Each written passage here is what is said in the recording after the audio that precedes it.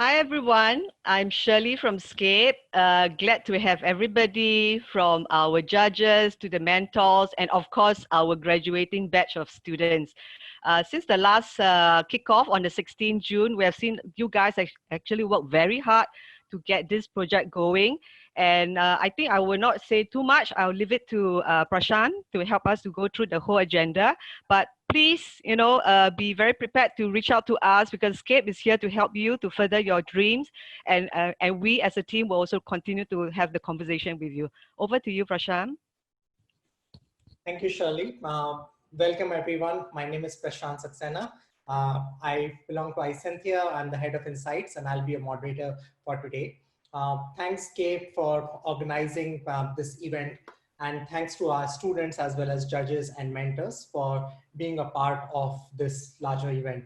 So this event is all about hacking the new normal, and it's a virtual hackathon that you are witnessing right now.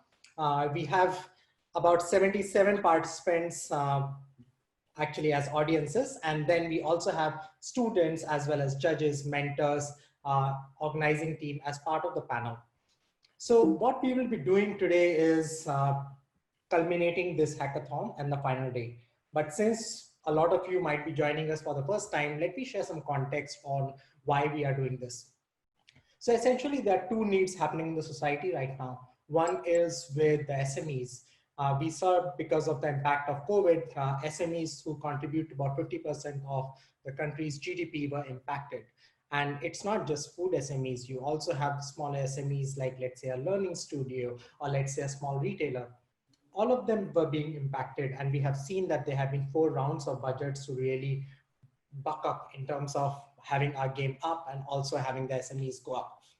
On the other side, we had students. Now we had graduating students. So just imagine that you have gone through the 4 years of your graduation. You have also seen the frameworks as well as audited classes or being part of your coursework. And now you are staring at this COVID era. Things might look potential downturn as MAS is predicting, and we should be prepared as students to enter this economy and how we can contribute better.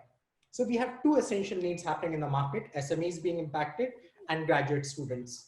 We thought with this hackathon, we'll bring these 2 needs together.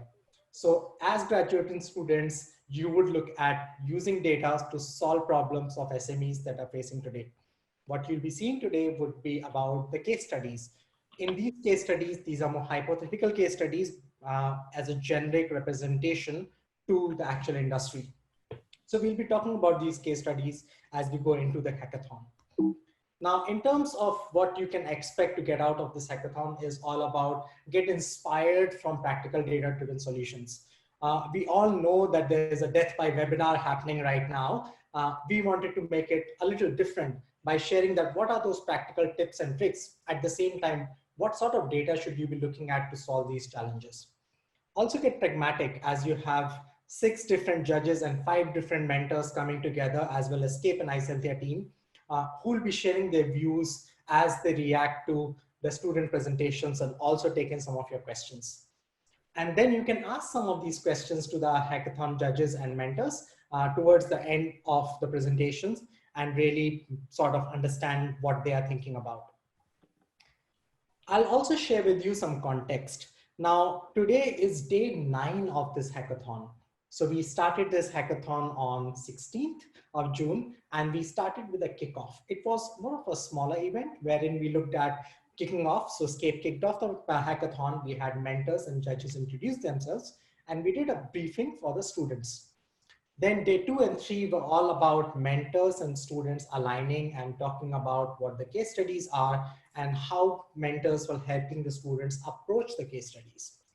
Day 4 was a masterclass when Isentia team came together with the students to run them through the social data as well as search and audience data. Why this data? Because this data evolves over time. And as this data evolves over time, how can you imbibe this data in the case solutions and come up with something more current? Day 5, 6, and 7 were all about student teams using this data, working on these case studies. And finally, they presented, 15 teams presented to the mentors, and we had 5 teams as the final shortlist. Today is the final, and these 5 teams will be presenting.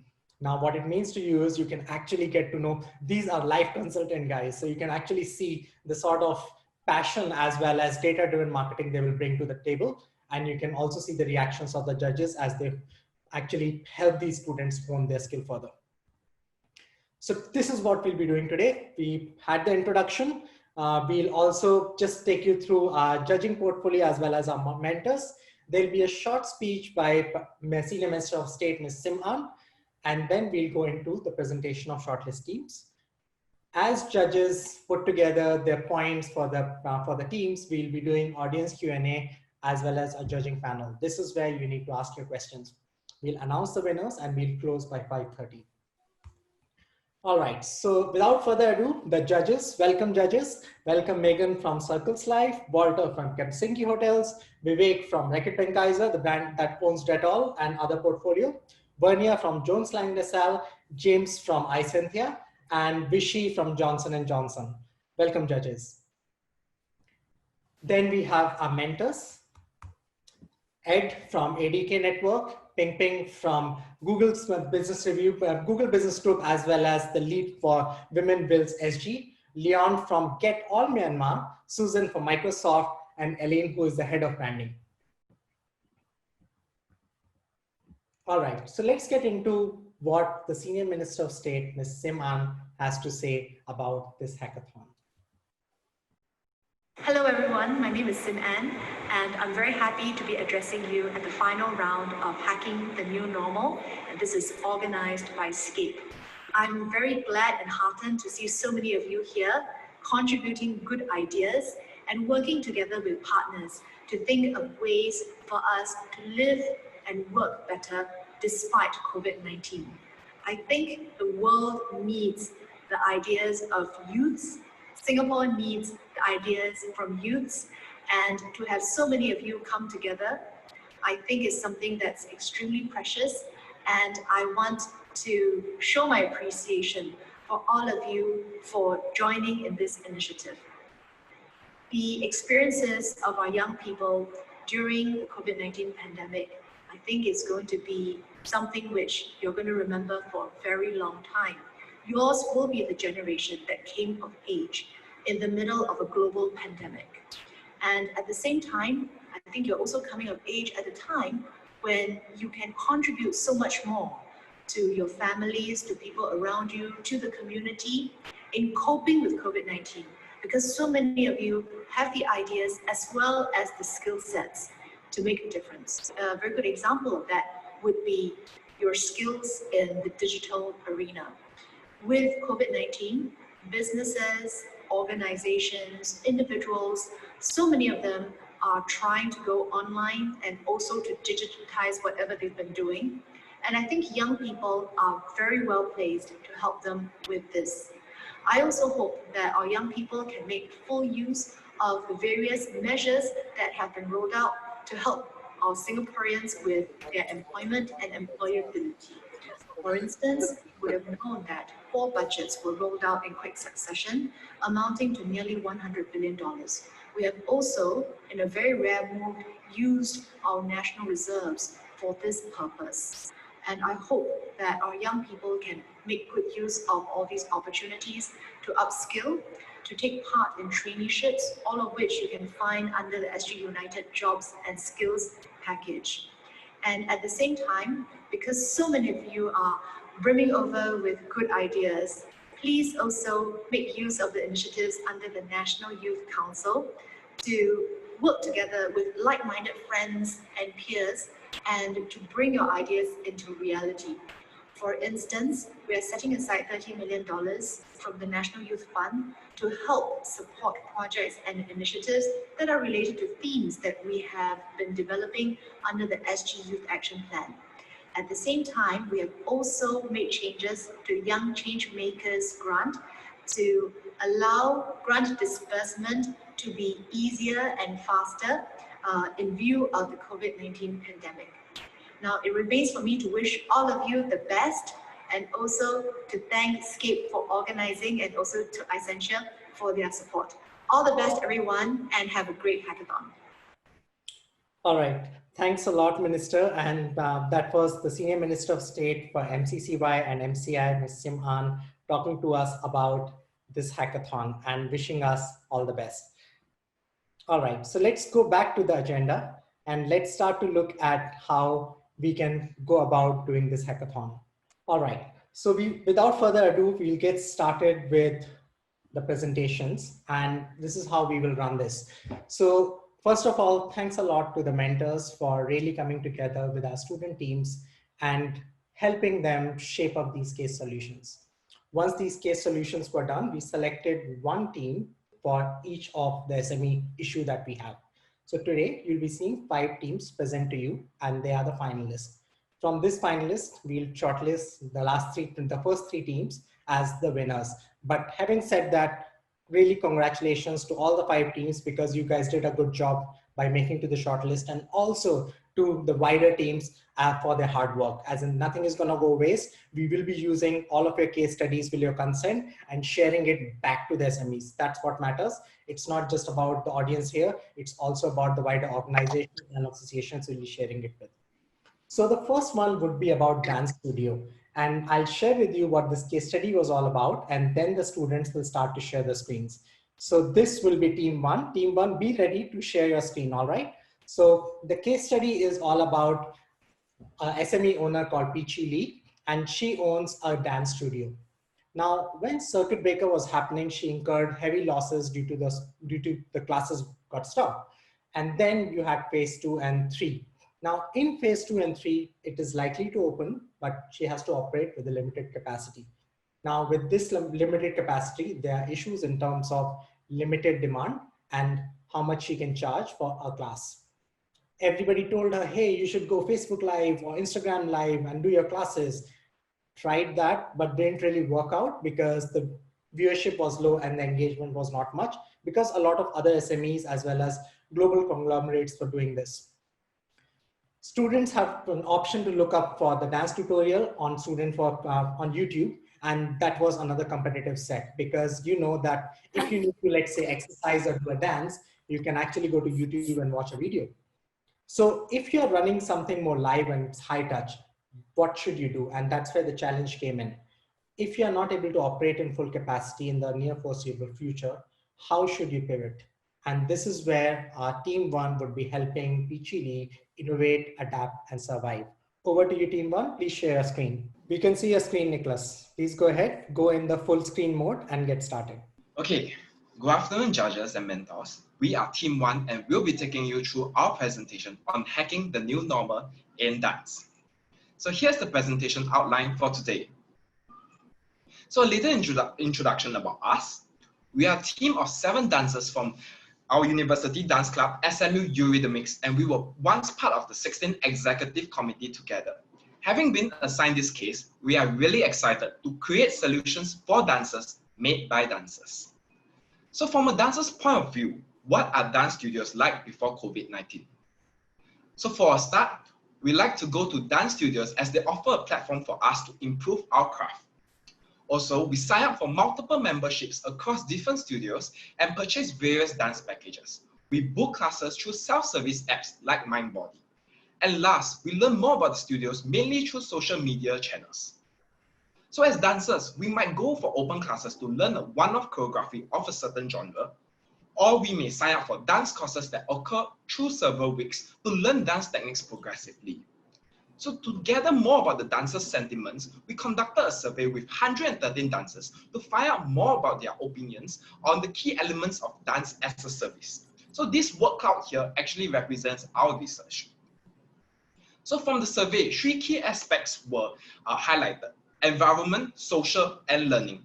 And these are then translated to the following 3 points as seen here on this slide, which are studio space, atmosphere of community, and the dance instructor. So unfortunately, as with many others, dance has changed for both dancers and studios when COVID-19 struck. So from the once packed physical in-studio classes, so dance studios have now adopted online platforms to conduct classes. So key activities of dance studios remain, however, adapted to 2 formats online. First would be tutorials where dancers will learn from a pre-recorded video, and the second format would be a real-time one where instructors teach the classes remotely through platforms like IG Live or Zoom. So the problem with moving on to the online climate is that it opened up its own set of challenges. So the dance studios not only face local competition like Dance People and Recognize, but the global ones as well, especially those with strong online presence like Movement Lifestyle. Also, from our Google Analytics research, the wane in interest over time for local studios shows that the challenges that Pacey faces as a studio when she's adapting her classes online. So from the case brief itself, we've identified two main problems. One, a reduced cash flow due to low viewership and engagement. And two, the limited operating capacity due to phase 2 and 3 regulations. With that, we have come up with the problem statement. To create a business transformation plan to adapt to the current environment while ensuring that it's scalable and sustainable for the long term. So to adapt to this climate, we actually formulated 2 short-term strategies, which we believe will allow us to act in the near immediate future. So we have listed down our objectives, okay? And Strat 1 help us to tackle our first objective, which is to optimize the current market. So Strat 1 is effective in-studio scheduling to optimize the revenue stream from physical classes. So let's assume a typical scenario in a dance studio. So Pacey Studios has 3 instructors, A, B, and C, with respective average demand of 32, 16, and 10. So under phase 2 regulations, each studio is only allowed to hold a maximum of 10 students. So this is the hypothetical situation that we are working with. So before scheduling itself, which is what is happening now, for any given time slots, one instructor will be leading a different class in each studio here, A, B, and C. And assuming all classes are filled, the average demand per instructor will be 10 students. However, after scheduling, the instructor with the most demand, which is A, will be allocated 3 studio spaces. The lesson will be broadcasted from the main studio to the other studio spaces, which is seen here, B and C. Instructors with less demand will be allocated to other time slots or being diverted to online channels instead. For a given time slot, the average demand per instructor has now improved to 30, making this strategy viable to act upon. So on top of that, we believe that this proposal will work because 1, from our survey, it shows that 90% of the dancers still prefer in-studio classes. And 2, this helps to reduce the consumer uncertainty by providing more slots for a highly demanded class. It is also extremely feasible because there is existing available technological resources and Pacey Studio can leverage on the existing physical studio spaces. The benefits of this strategy is as such: minimizing costs, optimizing demand per instructor, and channeling resources more effectively. So now that we have optimized the current market, let's move on to our next objective. So to get a clearer direction, we have decided to gather insights. And from the data provided to us by Isentia, we have found out that dance is well associated to these keywords, which is around the topic of health and wellness. On top of that, from scholarly articles, it is shown that dance is for one's well-being, improved cognitive and physical health, which translates to improved productivity. So for everyone here, if you haven't been dancing, it's time for you to start so. So short-term strategy 2 is Pacey Studio can provide wellness services in the form of dance sessions to organizations. We are proposing a shift towards a B2B model where Pacey Studio can provide specialized dance packages to employees, stakeholders of an organization. To decide which organization specifically, we look again at the data available to us and our understanding of the current climate. So from Essentials data, one of the hot topics is definitely on migrant workers. There's an increasing awareness among public masses regarding the improvement of their welfare and living conditions of these workers. Moreover, in phase 2, the movement of these workers are restricted due to quarantine measures. As such, there's a need for them to seek forms of activities to keep themselves occupied. Thus, we have identified this potential market to be migrant workers. So why is there a strong one for this program? We actually conducted primary research in the forms of interview. So 1, resources are well available for such wellness programs. So it was mentioned that there is budget set aside to roll out such initiatives. And 2, across key operators who has great understanding of their workers, they strongly believe that there is a strong interest among migrant workers for such programs. So on the case of feasibility, 3 points. 1, ease of execution. There are many instructors available. And 2, high engagement rates of migrant workers through DOM initiatives. And last, The current climate of COVID-19 provides great potential for high participation rates. Now we'll move on to the case of viability, where we'll be looking at some numbers to prove that this is justifiable for PC studios to act upon. First, we'll look at the pricing model of this B2B model itself. So taking reference to a Zumba corporate program, which we believe is one of the closest competitor, our dance class will be priced at $280 regardless of the number of students. There is a soft limit of 40 per class, as we believe that this is the optimal size per class per instructor based on our understanding of the dance industry. We'll be looking at purpose-built dormitories, and the average number of workers per dormitory will be at 1,500. We are assuming a conservative engagement rate of 5%. And as such, for weekly demand, we'll be looking at 75 packs. And based on the soft limit itself, we'll be teaching 2 classes per week at the dormitories. We'll now need to estimate the significance of these weekly dorm classes, and we'll be comparing it to the weekly in-studio classes. So let's take a look at the table here. For a typical dance studio like Peiqi, we are estimating the number of dance classes taught will be at 30. And the number of people per class will be capped at 10, which was the same as our strategy 1. Each class will be priced at $10, and the total weekly revenue will be at $3,000. So we will now compare the weekly dorm revenue to this weekly revenue itself. And we can see that it is substantiated to about 20% of the entire pie. So what does this number mean? This means that this strategy is significant and scalable. It's easily transferable to other markets with large market size, and it can be ramped up quickly to obtain significant revenue streams. In this case, catering to the different dormitories available. As such, short-term strategy 2 is extremely viable and profitable for Peiqi to hop on. Now I'll be passing the time over to Ken, who will bring us through the rest of the deck. So Ning has covered the short-term strategy. Now let me go through the long-term strategy. But before that, let's do a recap. So first, we looked at market data and research, and we reacted to these insights we made from and formed 2 short-term strategies that will lead to benefits for Peiqi studios. However, as dancers passionate about this community, we wanted to do even more. We believe that being reactive is not enough. So we went back to the data and research and took a proactive approach to come up with a long-term strategy to benefit Peiqi studios even more. With COVID restrictions dampening what was a vibrant dance community, we hope to breathe new life into it by reinventing the new dance in Singapore. With that in mind, we looked at the data available to us, and after a qualitative analysis of the 130 responses of the survey, there was a common theme among them. What drives a lot of dancers to dance is their common interest in the sense of community. And this is further backed by research studies that have shown that human beings have an evolutionary need for affiliation with other humans. Therefore, even with studios reopening in limited capacity in phase 2 and the foreseeable future, we believe that this need for community will remain high among dancers, and therefore we want to be proactive and provide an avenue for dancers to build this community. With that, our long-term strategy is to build an online community through an application. Let us introduce to you our new proposed app, Groove. Imagine Groove, a mobile application by Peiqi Studios. Get on and get connected with news within the dance studio, training classes offered by the studio, and engage the studio communities who share the same passion for dance as you. Discover what your favorite instructors and what your friends are up to as you earn personal badges and rewards by staying on the application. As you review your own calendar, you may also look to book additional dance classes that you might be interested in, and even opt to stay updated on future up-and-coming classes.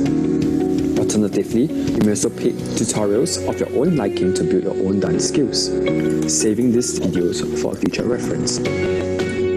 At your own free time, you will review these videos and start the learning process at your own pace. The self-directed learning is enhanced through the various navigation features on the application.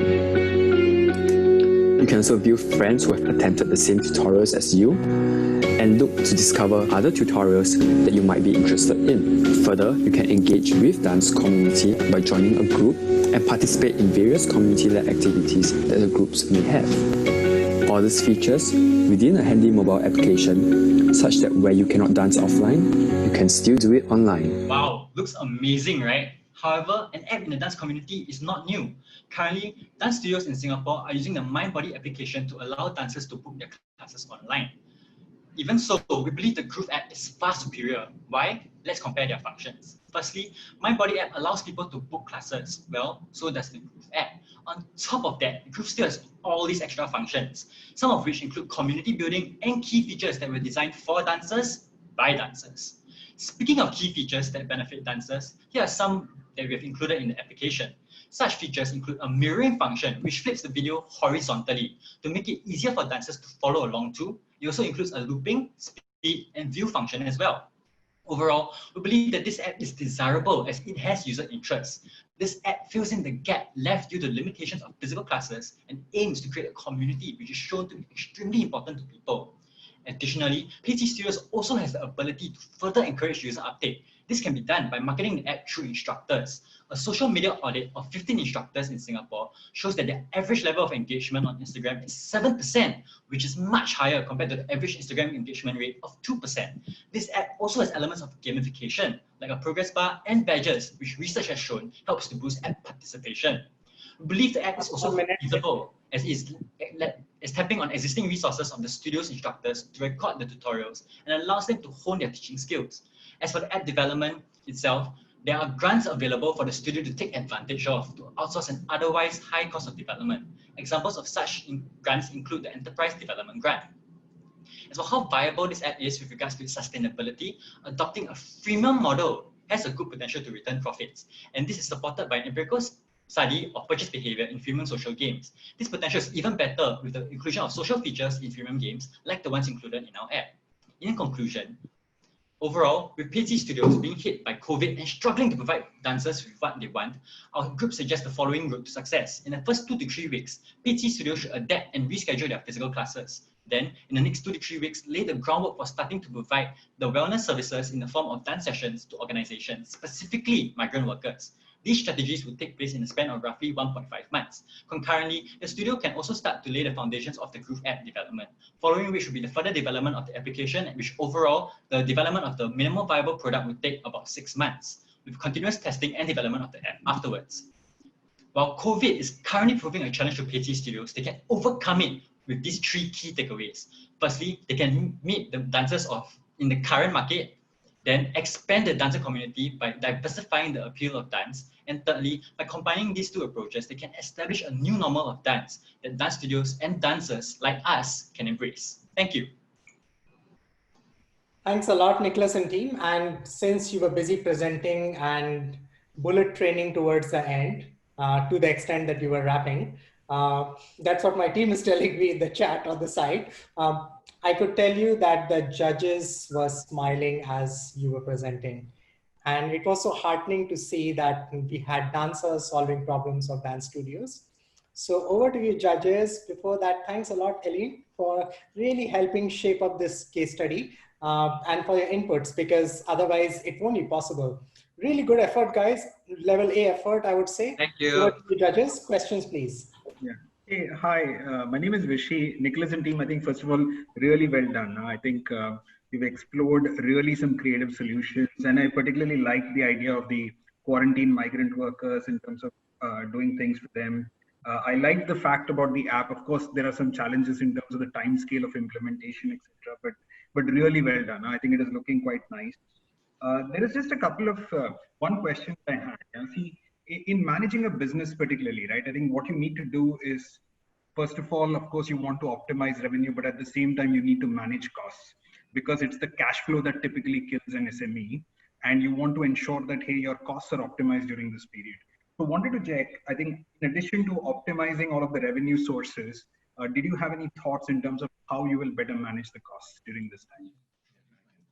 Okay, I'll be answering this question. Thank you for your question. So I think we really thought about it from this approach, like really 2-pronged approach where we want to increase revenue and decrease costs. So for the cost wise, I think it's more applicable for our strategy 1 itself, the effective scheduling, because what we are looking at is we are not increasing the demand actually, but we are trying to minimize the cost per instructor, because we're trying to sort of like fulfilling the lost sales here.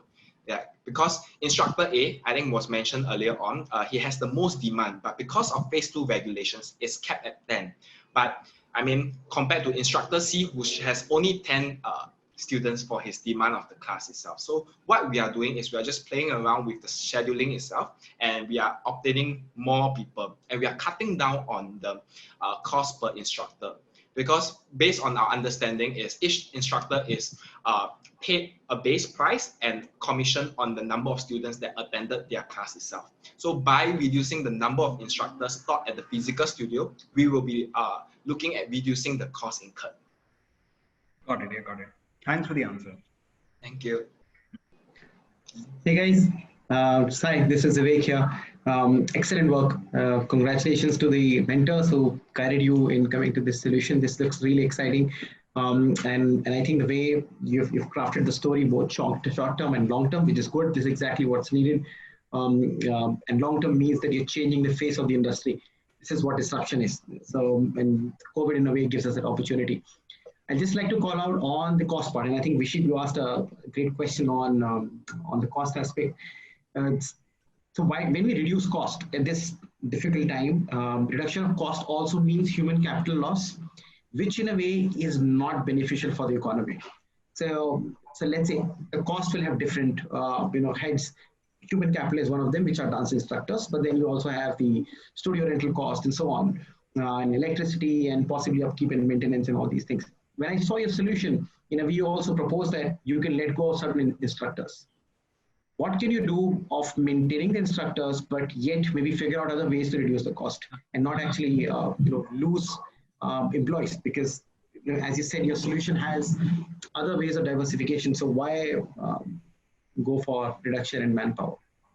Okay, I'll just answer this question. Thank you so much. I think there's a sweet spot between our strategy 1 and 2, that there's a tie-in. So when we try to divert the instructors from strategy 1, which is the effective scheduling itself, we can divert it to strategy 2, which we can propose that they will be the ones teaching the classes at the dormitories itself. So in that case, we are utilizing the resources we have very effectively as well.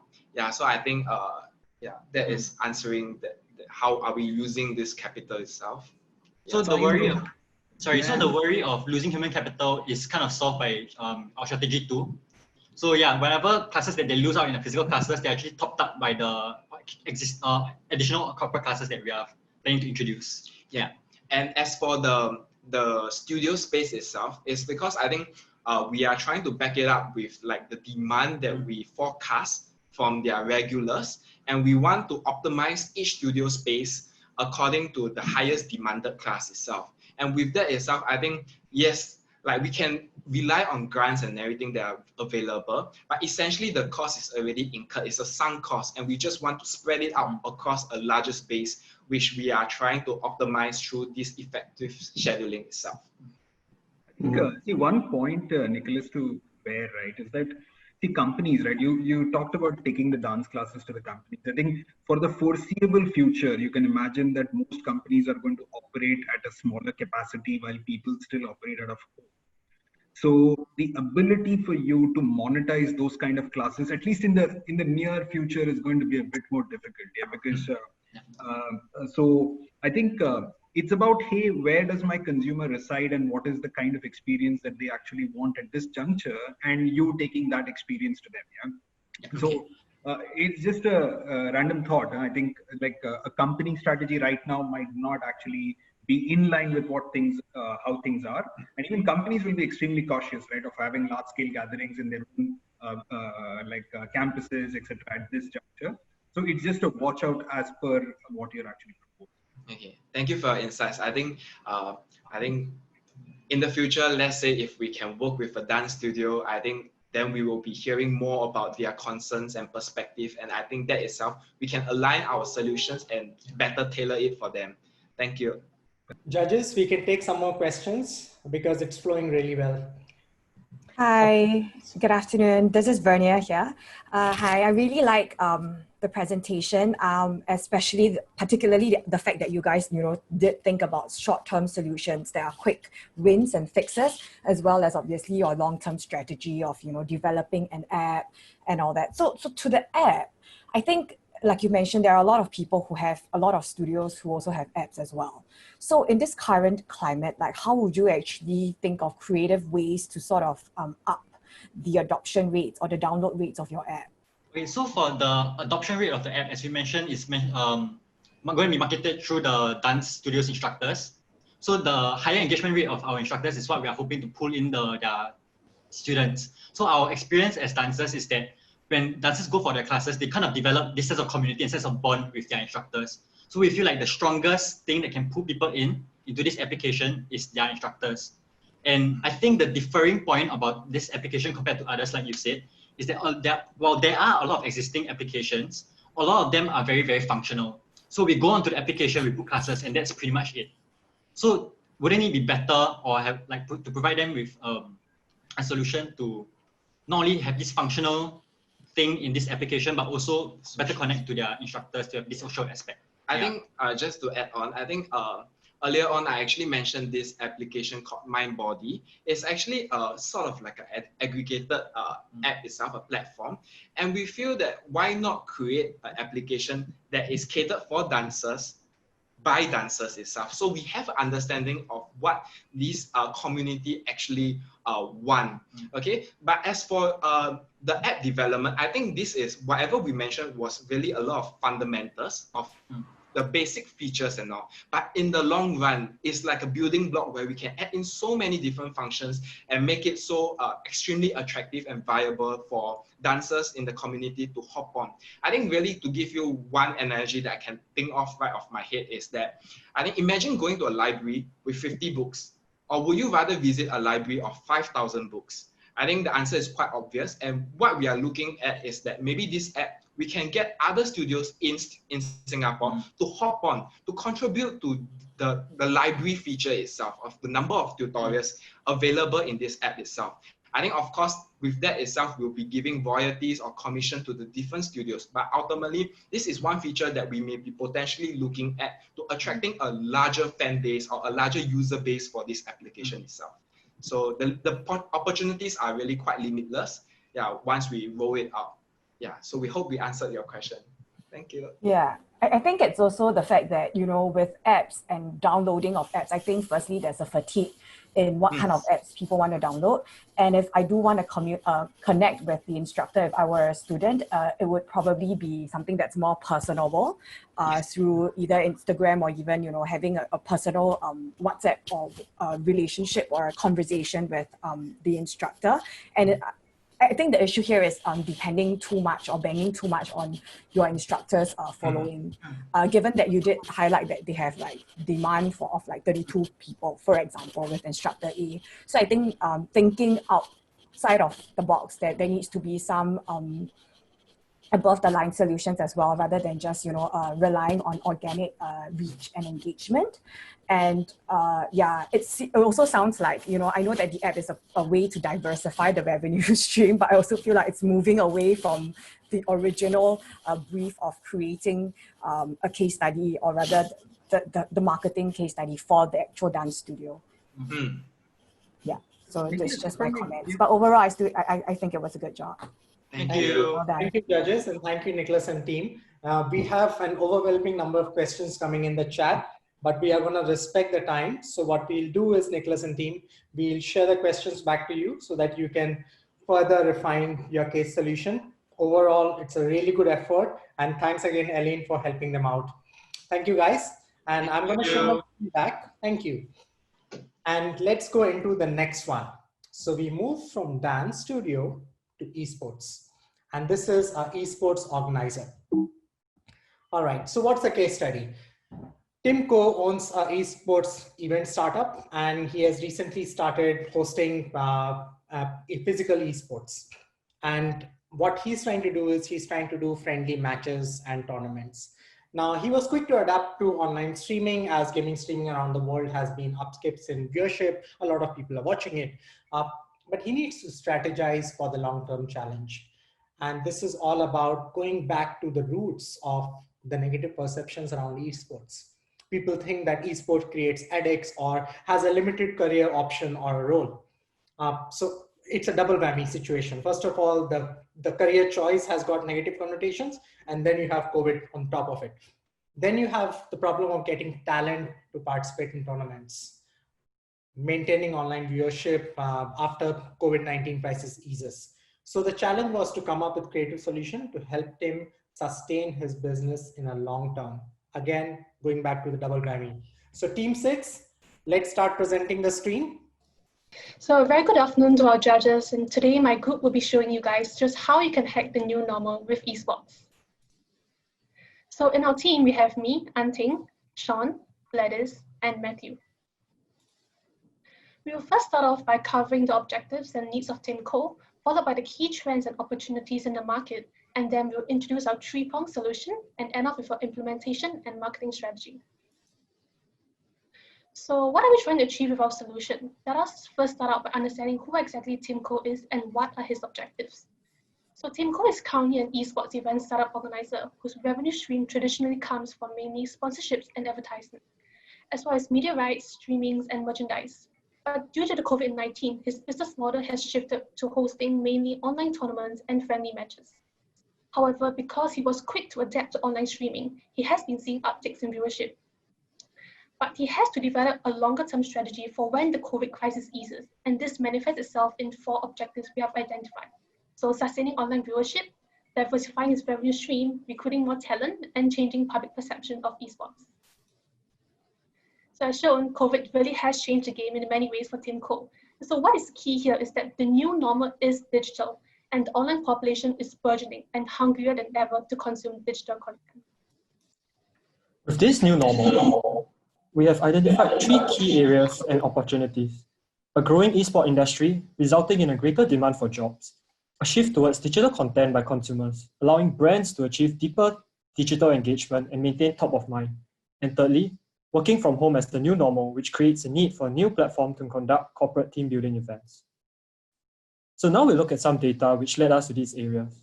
According to a Newzoo report, esports report, esports audience growth is expected to have double-digit growth year-on-year till 2023, and media rights revenue has grown rapidly as well, almost doubling every year, which shows that the esports industry is still growing exponentially, and we can expect to see a parallel rise in demand for jobs in this industry. So since our consumers are increasingly going online, non-endemic brands have capitalized on this trend, shown by the increase in collaborations such as this BMW and LV, actively engaging with the industry through in-game outfits and creating creative content with the goal of achieving increased brand reach and consumer engagement. Lastly, the shift of focus onto working from home, which is expected to be a new normal. A report by Upwork predicts that 73% of all departments will have remote workers by 2028.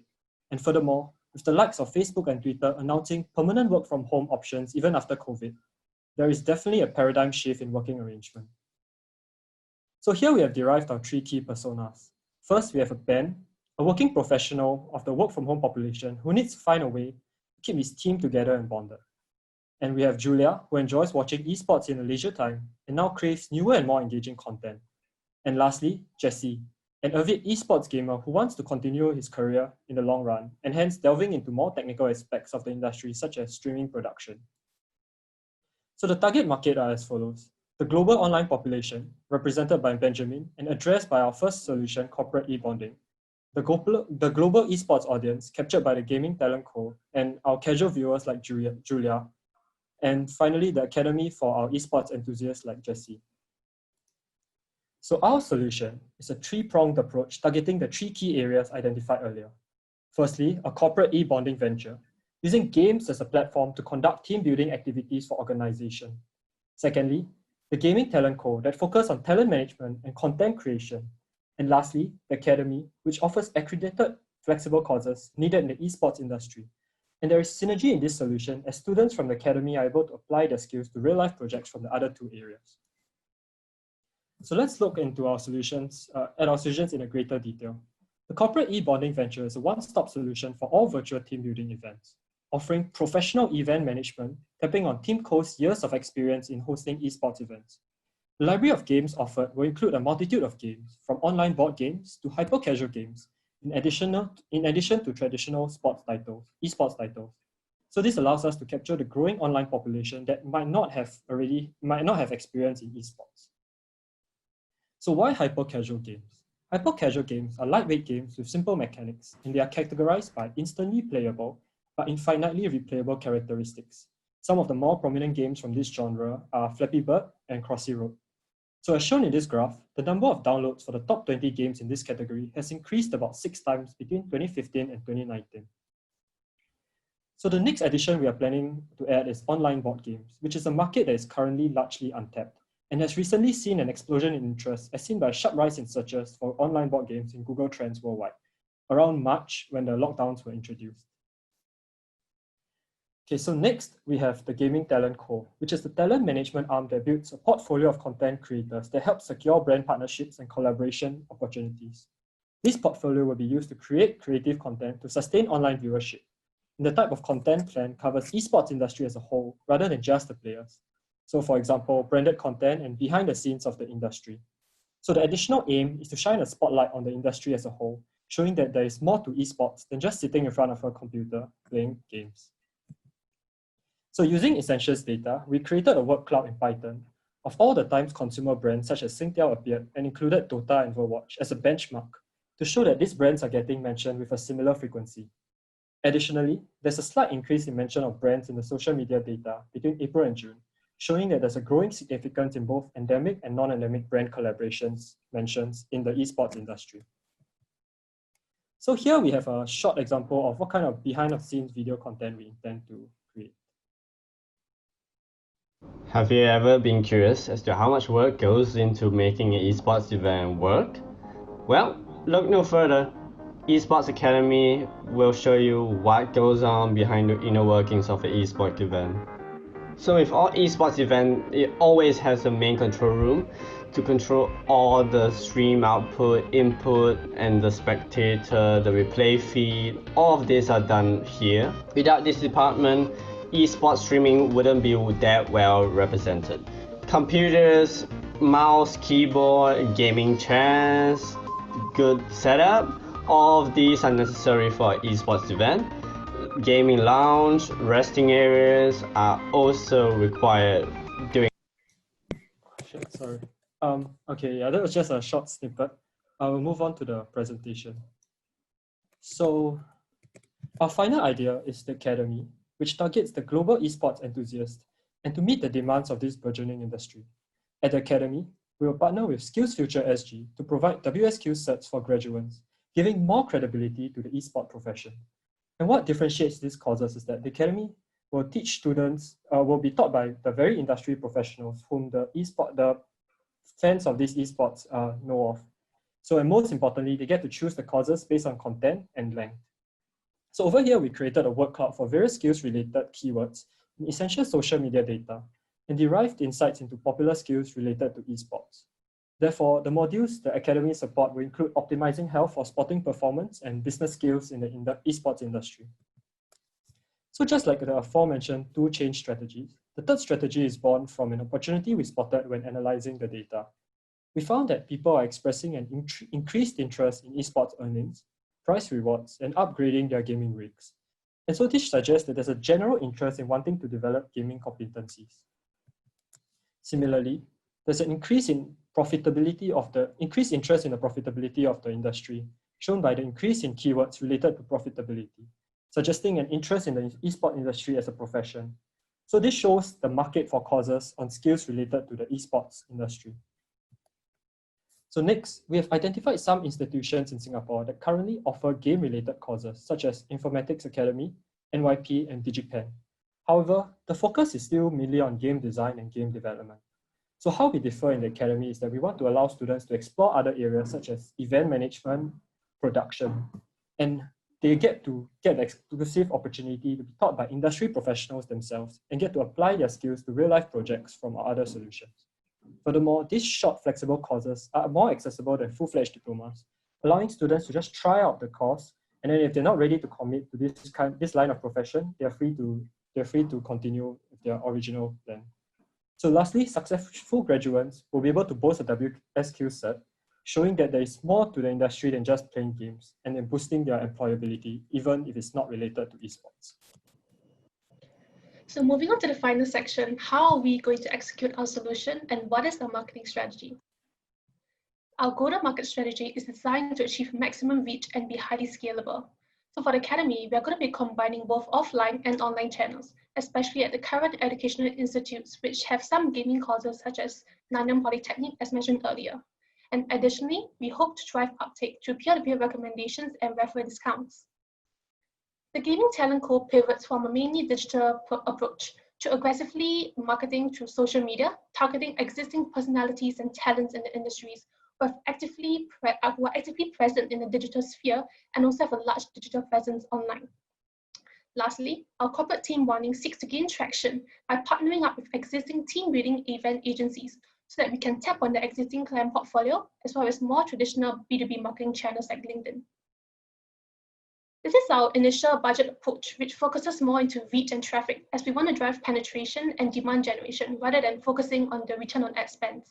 Subsequently, when we have gained traction, we will shift to a more bottom funnel consideration conversion approach. As for the geography split of budget, APAC is forecasted to be the largest digital gaming market in the world, and Latin America is one of the fastest growing markets for video games, with Argentina, Brazil, and Mexico leading the race. It's expected to have a CAGR of 11.4%. In order to determine which platform to focus our strategy on, we perform sentiment analysis on comments and forum posts from Isentia's social media data. So posts containing the word Twitch, YouTube, Facebook, and Mixer were filtered out and fed through a sentiment analysis model from TextBlock. Each post was given a polarity and subjectivity score, which describes how positive or negative it is, as well as whether the content is an opinion or factual one. The results were then plotted on a graph as shown in the slide. From this data, we found that Mixer has the highest positive sentiments associated. However, just as of yesterday, Mixer has joined Facebook, so our solution will be targeted at Facebook Gaming instead. And at the earliest stage of the purchase journey, we found that blogs, music streaming services, and podcasts were the most common channels used for brand discovery by gamers. And hence, we will use channels such as SiteDirect for 100% share of voice, and creative assets such as audio ads to cater to the podcast and music streaming services. Microblogs such as Twitter also perform well with gamers through combining the word-of-mouth branding with the transient, easily digestible nature of the tweets. Display ads such as programmatic and GDN, as well as more commonplace social media sites like Instagram and YouTube, will also be used to drive awareness to capture a larger audience pool. And as mentioned in the previous slide, we will be focusing more on Facebook Gaming, or also used to be known as Mixer, which saw the highest positive sentiments. And then for our bottom funnel strategy, we will shift our focus to ROAS and conversions for our KPIs, as well as retargeting and lookalike audience for our targeting strategy. So here are some challenges and risks we have identified. So for corporate e-bonding, there are currently very little online team bonding games. Hence, we tend to tie up with existing board game platforms to leverage on their current portfolio. And for our talent management arm, though it might be tough getting talent on board with us, we plan on addressing this by aggressively reaching out to both talents and potential brand partners with social media sites, as mentioned earlier in our digital marketing strategy, and also tapping on TeamCo's connections in the industry. Lastly, our course material might be circulated to non-students for free in the academy, so this might dwindle our profits and the number of prospective students.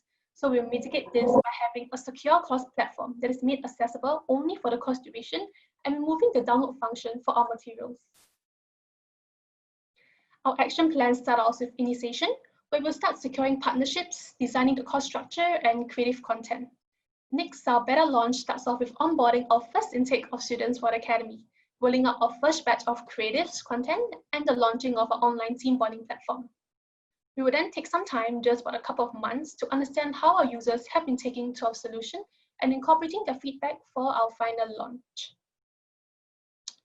In terms of future development, we plan to develop our own platform to increase scalability for the global market for our corporate e-bonding solution. Similarly, for the Gaming Talent Co, we want to expand our reach to international talent and brands, perhaps like in South Korea, China, and Argentina, to create a greater synergy with improved content and gamers. For the academy, we want to tie up with accrediting institutions such as polytechnics to lend more legitimacy to our causes, and hopefully we can change public perception about the industry and subsequently attract a larger pool of students. Lastly, we want to incorporate some sort of social good into our solutions, which could be done to either donating part of our revenue or upcycling our less new laptops for the less privileged. So with that, we have come to the end of our presentation and hope to have showed you just how to the new normal in esports. Thank you. Thank you, Sean. And thanks a lot, Leon, as a mentor, how you shaped up this challenging case study on esports.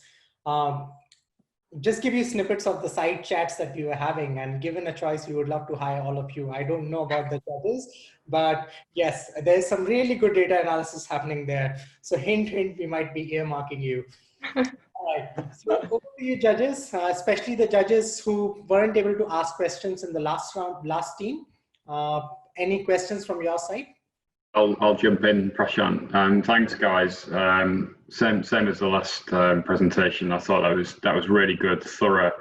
I liked some of the data visuals that you had in there. I'm a bit of a geek at heart, and I like my esports as well. So this is a topic that I enjoyed watching you present on.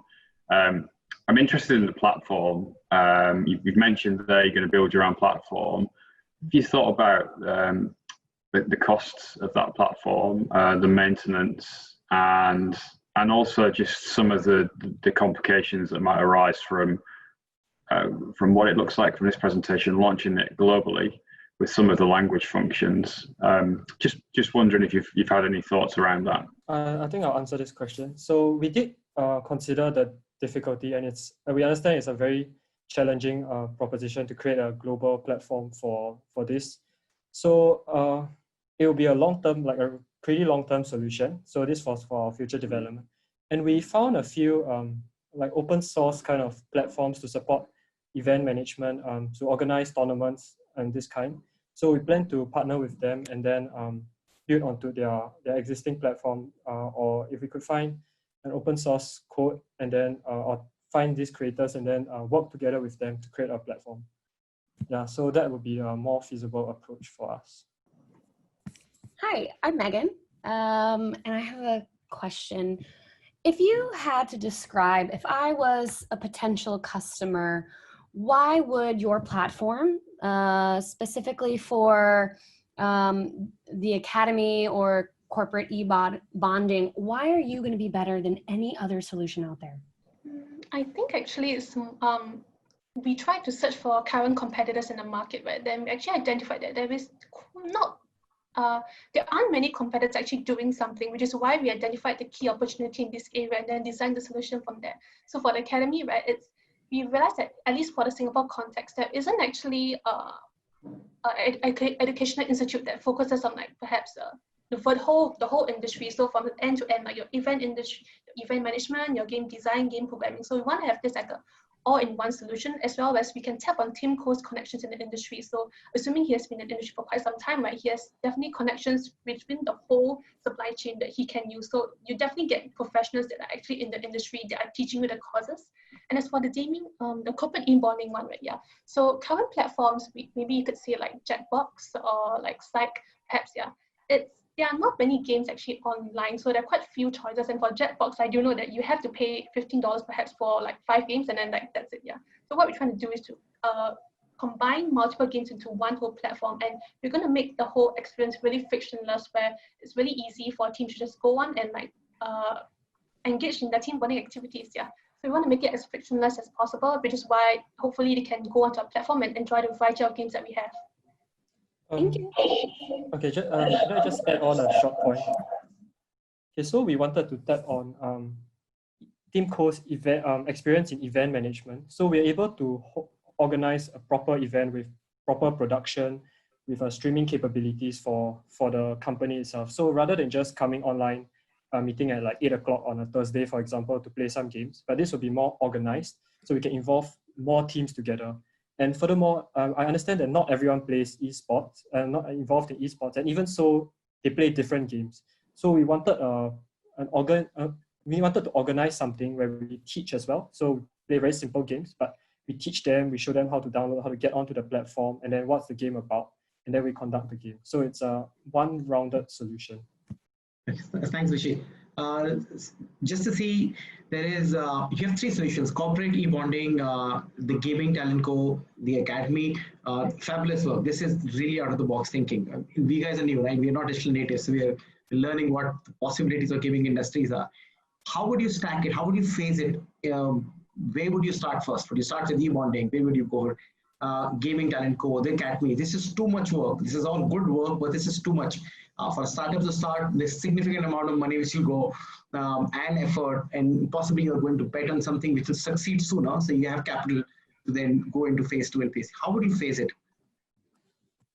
Okay, I think I can take this question. So actually for all these 3 solutions, right, there's some sort of synergy happening in the sense that the students who sign up with us in the academy, they're going to act as interns and work on a capstone project for the Gaming Talent Co. and corporate e-bonding. So for that sense, there's quite a lot of manpower that is going to be settled through these interns. So we can start off with the academy first and teach them whatever course they need to know, and then they apply it to our Gaming Talent Co. and corporate e-bonding. So that solves like half the battle already.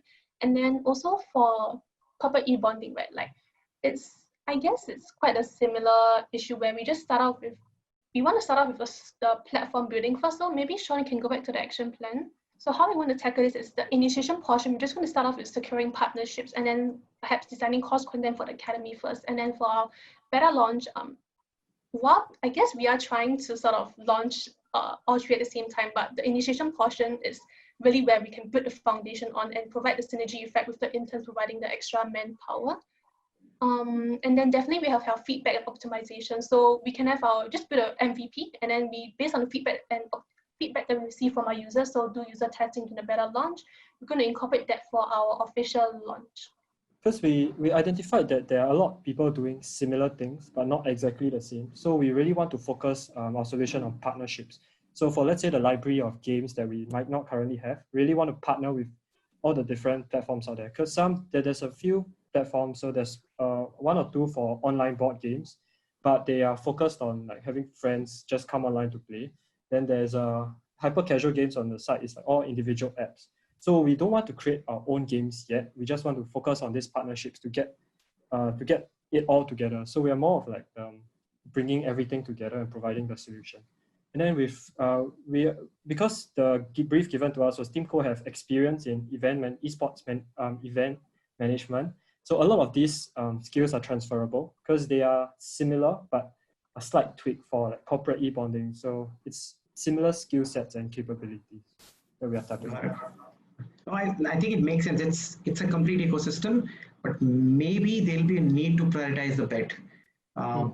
Possibly corporate e-bonding can give you immediate revenues, which can get things going. Something like the academy is going to set you off for 6 to 7 months till the point you train someone, and then eventually they start managing events for you. I get the point that you're going to, you're offsetting the cost by getting trained students to support you in the corporate e-bonding games, and also you may also have some of them coming into the talent company that you manage and possibly earn fee. It's a long-term play. So I think maybe prioritizing the bet of how quickly you can get in the market and start generating revenue would be useful. But this is a good solution. Really love it. Thanks, Vivek. Let's go to Vishy for the last question. Yeah. No, I think, guys, first of all, lovely work. I particularly liked, first and foremost, also the fact that you had different consumer profiles. Yeah, knowing who you are going to target is a very, very important part of the entire journey. And I think you had established that at the very beginning. So that's really kudos to you. I think I'm just building off on what Vivek said, right? I think, see, even big organizations like ours often have to prioritize things and sequence things in order to make things work. Yeah. In an SME, right, I think cash flow is going to be one of the most important things that you need to manage. And as a result, right, I think while you can have a roadmap that actually goes for a much longer period, you have to prioritize and sequence your events. Otherwise, you'll end up like having like a minor version of everything as a complete version of something that you can actually monetize. Yeah. So it's just one of the watchouts, but really incredible work and really fantastically done. Yeah. All right, just a gentle reminder to the judges that we are spending time to do Q&A. Please do fill in your point systems, yeah? So go back to the shared sheet, do ensure that, so that towards the end, we are not rushing it. And also, once the case studies start to keep filling in, you'll start to jumble things up in your head. So it's good to just mark them as and when. I want to take a quick 1-minute break here because it's case study after case study can be really heavy duty. So I want to just bring in Shirley from SCAPE team. Shirley, just want to see how are you feeling in terms of the solutions and just some of your anecdotes here. Right. Hi. Can you hear me? Yes. Okay, I think the solution and the ideas behind are really good. In fact, when I was just thinking through, even for the very first one that talk about the dance course, I would just imagine, yeah, despite the outcome for today, we have conversation that we can actually reach out to this youth. And I'm already thinking of partners like old schools benefiting from some of these ideas that the team actually presented. Likewise for esports, for SCAPE, we are doing esports. So, you know, some of the ideas that the team came up with, the academy, I think there's a gap. The team actually rightfully brought up a very good point. Today, we do have SCOGA. They actually train youth to become professional. But in terms of event management, in terms of other areas, you know, to have that end-to-end, there is indeed no player in this market that is actually offering that role. So this is pretty interesting. And I like the way that the team actually even think of providing possible job opportunities for the youth too, right? Internship, you know, how they could actually recruit interns, and from there, they can help to carry out the e-bonding activities. Well done, team. I love it, yeah. Thank you, Shirley. And I hope the feeling is mutual on the judges and mentors side as well.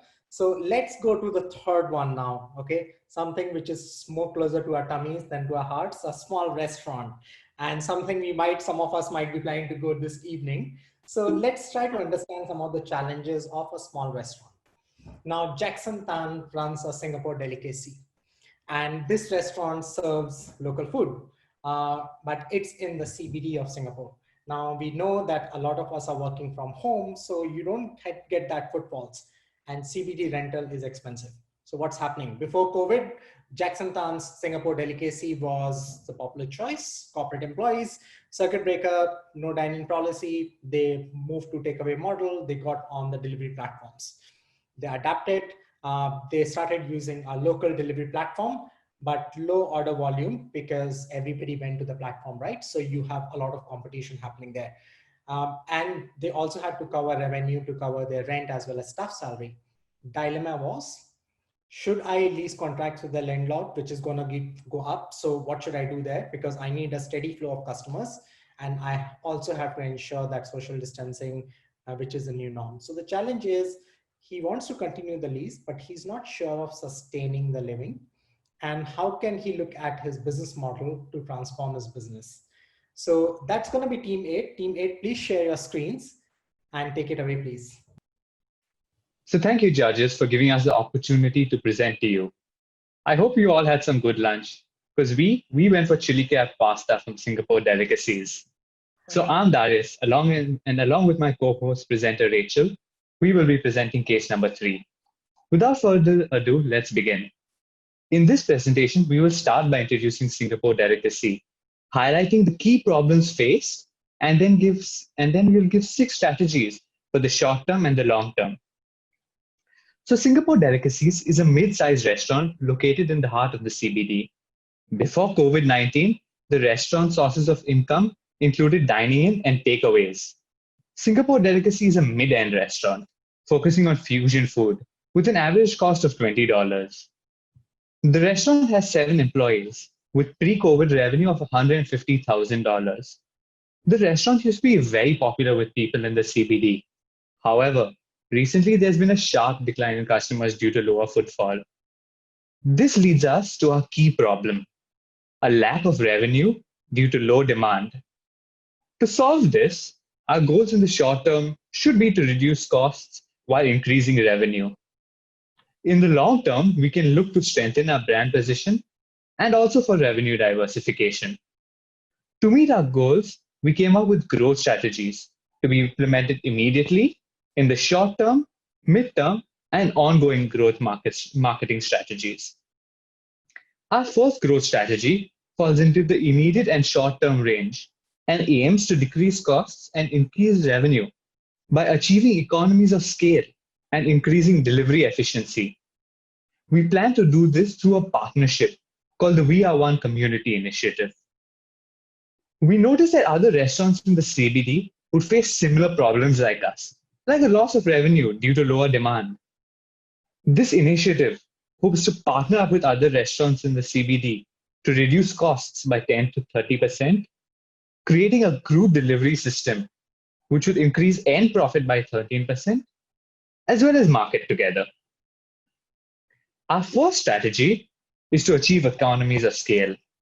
A small-sized restaurant like Singapore Delicacy is a price taker due to small order volume. Our plan is to collate orders from this partnership group which we'll form and order in bulk, allowing us to gain bargaining power and leverage on economies of scale. Based on previous cases where this has been done, it has shown to reduce the cost of goods sold by 10 to 30%. Our second strategy is to increase our delivery efficiency and reduce costs. Delivery platforms like Grab have very high commission rates, which are unsustainable for restaurants. Apart from this, a study has shown that 70% of consumers prefer to online directly from restaurants. And through the data provided by Isentia, we learned that consumers hope to get a variety of food without paying these high delivery fees. To lower costs, we plan to deliver with our partners and share these delivery costs. Let's go more into detail on this. We plan to deliver via Lalamove, which we found significantly more sustainable than Grab. Whereas Grab charges a 30% fee on all deliveries, Lalamove has a fixed upfront cost, as well as additional costs based on the distance traveled and the number of stops. After some calculations, which we have included at the end of this document, we found that bundling several orders at a time on Lalamove and delivering together can significantly cut our costs. So why don't I bring you through our new customer journey? Our customers will now online via WhatsApp or Google Forms, which are easy to maintain and run. We would then send these orders to our partner restaurants, and we would then deliver together via Lalamove. Once the customers have eaten, we really hope that they post good reviews about our food and our restaurant. We hope that through this strategy, we can bring a more personalized experience between the restaurant as well as the customers. Our third strategy are our location-based marketing and discounts. A study by CHOP has shown a 39% decrease on spending in the food and beverages industry during COVID. This has caused two main effects. The first being lower marketing costs due to supply and demand, and the second being fewer posts by our competitors.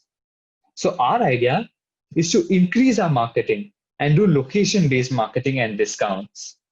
We plan to target different regions of Singapore on different days, so that on a particular day, we get several orders from a single particular region, and we can deliver to just that region using Lalamove. For marketing, we plan to use a mix of both online and offline strategies, such as Instagram and Facebook, as well as the distribution of flyers. We've shown a concept flyer which we could use. The reason for flyers? Well, they're cheap. 500 flyers cost only $20 to print, and this can be done in bulk. Although online targeted ads are traditionally very expensive, a 90% subsidy by the government for online to offline marketing for the food and beverages industry makes this a very attractive choice, along with the fact that there are now fewer competitors. So to give a summary of all this, our first action would be to collate with other restaurants and form a strong partnership. Within this partnership, we will use our buying power to purchase goods at a lower cost. After that, we market together. Our marketing strategy would target certain areas on certain days. Say, stadium on Mondays, orchard on Tuesdays. We would pair this marketing with discounts on those particular days to ensure high volume orders from those particular regions. Now, since most of our orders are coming from the same region, our delivery costs on Lalamove get decreased. Thus, we are tackling both our short-term goals as we decrease costs through reduction of costs of goods sold and the switch to Lalamove, and we're increasing revenue by increasing total volume sold. Now, let Rachel explain the next part. Thank you, Darius.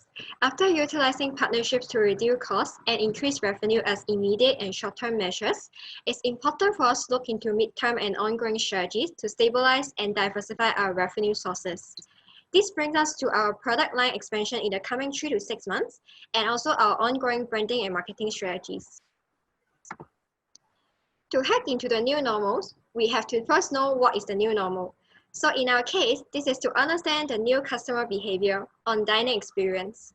Let's rethink about our consumption habits. After circuit breaker, do you still bother to go out and buy stuff? Or would you rather stay at home and wait for the delivery? We are all excited about phase 2, but I'm sure you're also trying to avoid dining in as much as possible, and we all do. According to the research by Nelson, since the COVID-19 outbreak, 50% of the Singaporeans are eating out less. 2 in 5 of us actually increase our online shopping activities. More importantly, 3 in 4 of us say that we will never return to the level of online consumption before COVID, and we are more open to buy packaged food and beverages online. Let's be very honest, we are all comfortable with stay-home consumption. So why only Netflix and chill when you can have chili crab and chill? Singapore Delicacy brings the whole buffet experience to your house with just one click. We offer take-home DIY kits to our customers. For example, for 2 of our signature dishes, chili crab pasta and fusion lobster laksa. With that, you can be a Michelin chef at home by yourself as well. Moving forward, we'll be selling take-home DIY kits as our sub-products in our restaurant and on e-commerce platforms such as Shopee and Lazada. This will help Singapore Delicacy be more accessible in this new normal. With that, we're expecting 4% sales increase in every month. Given that people are getting more comfortable with online consumption during and after the pandemic, it is important for us to find out a competitive edge in the online world to make Singapore Delicacy visible to everyone with just a few clicks. At the same time, strengthening our brand position is a non-negotiable for us to stand out among our competitors. Starting with our 5th strategies, building and enhancing our online presence will be our very first step. To do this, we'll be leveraging on social media marketing, microsite building, and search engine optimization. To start with, we'll be launching discount campaigns on social media for the first month to encourage direct purchase from our customer in our restaurant. For example, targeted discounts by geographical location and 10% off discounts. So you can see the example of the post that we'll be posting up on our social media platform. Moving forward, social media marketing also helps us to raise awareness and generate more sales and leads. According to the white paper research by Chope, special events are shown to increase sales and customer interaction rates on social media sites. As such, we'll be launching monthly awareness campaign to encourage our customer to share memories and reviews to bid for their favorite dish by joining teams with other netizens. As you can see on the screen, stream or lobster, that is the question. All the participants of the winning team with the more responses and posts online will be rewarded a free dish in our restaurant with any purchase that they made in our restaurant. Online presence also includes search engine. First, we'll need to build a site. Then we'll need to optimize it to make sure that we are visible to our customers. Google is always where you go to find for an answer, and that's the same when you are searching for a restaurant or food delivery. If we want to be visible to our customer, we have to build a microsite that showcases our menu, products, and testimonials. We have to constantly improve the user interface and update the information as well. Taking reference from one of our potential competitors, we would like to design a clear and simple website layout that showcases all the products that we have and also the testimonial as mentioned previously. After building a microsite, search engine optimization is also a big project for us to work on. With that being said, making sure that our restaurant would appear on the first or second page of the search result is super important. Armed with this goal, we suggest to perform keyword optimization and also link building strategy. For keyword optimization, we will be using geographical, niche, and brand-related keywords such as best place to eat near Singapore River, fusion local dishes in Singapore, and Singapore Delicacy. To rank high on search result page, the authoritativeness of our site is also important. That brings us to the link building strategy through social sharing. According to Facebook Audience Insights, our target customer engage most with personal blog like Arbing Foodie and platforms like Chope. Getting mentioned by them would make us more credible in our consumers' eyes. Moreover, the survey from Bright Local stated that more than 80% of the consumers value online review while searching for a local business. So getting customers mentioned and reviewed through our social media campaigns, as mentioned previously, would be a bonus for us to get higher rank as well. Last but not the least, to stand out from the pool of competition, we have to be unique on what we are selling. In the age of information overload, customers are expecting more than just good food when it comes to restaurant choice. Being able to provide experiential purchase is more satisfying than a material purchase. In Singapore Delicacy, we are selling nostalgic dining experience that triggers consumers' emotions and memories instead of just satisfying their need for food. To achieve this, we'll leverage on online and offline marketing effort in short run and move on to enhance our customer experience such as delivery package and interior design in the long run. And that brings us to the end of the whole proposal that we have prepared. To sum up, we propose partnership with other restaurants and delivery providers for Singapore Delicacy to overcome uncertainties in this pandemic in short run through saving costs and increasing revenue. Afterwards, we hope to diversify our revenue source through product line expansion of DIY Tekong cake. We also propose branding and marketing as an ongoing strategy to facilitate and support other strategies to drive direct sales. And in Singapore Delicacy, there is where efficiency, satisfactory, and tasty meets. And with all the measures that we put together with the effort of ourselves and the community, we believe that we can all grow stronger after this uncertainty. Thank you very much for listening to our presentation, and please feel free to give us any feedback and questions during the Q&A session. Thank you. Thank you, Darius and Rachel. Love your backgrounds, very much on brand. I can see Megan clapping. Thanks a lot, guys. And just to let you know that we have been in this for the last, 1.5 hours, and we are still sustaining interest of our audiences. We have just 2 dropouts out of 105 people. So just imagine how hooked people are. And it's not easy to maintain attention spans for 1.5 hours for a webinar. I want to bring the judges in. Thanks a lot, Ping Ping, for the mentor. Just saw you, the glimpse of you. You were smiling like a proud parent, looking after the Singapore Delicacy. So thanks a lot, Ping Ping. And let's bring in the judges. Also looking at Walter, who is in this domain. So would you have any questions? Yes. By the way, before I even ask a question, I just want to say thank you to everyone. Darius, Rachel, what an amazing presentation that you have. As a hotelier and a restaurateur myself, I can totally relate and understand to the presentation, and great job, guys. I just have one question, because right now, as shown in the data that you've shared with us, that 51% of the diners of the population actually would still opt to stay at home, while the other half are actually keen to actually explore and dine out.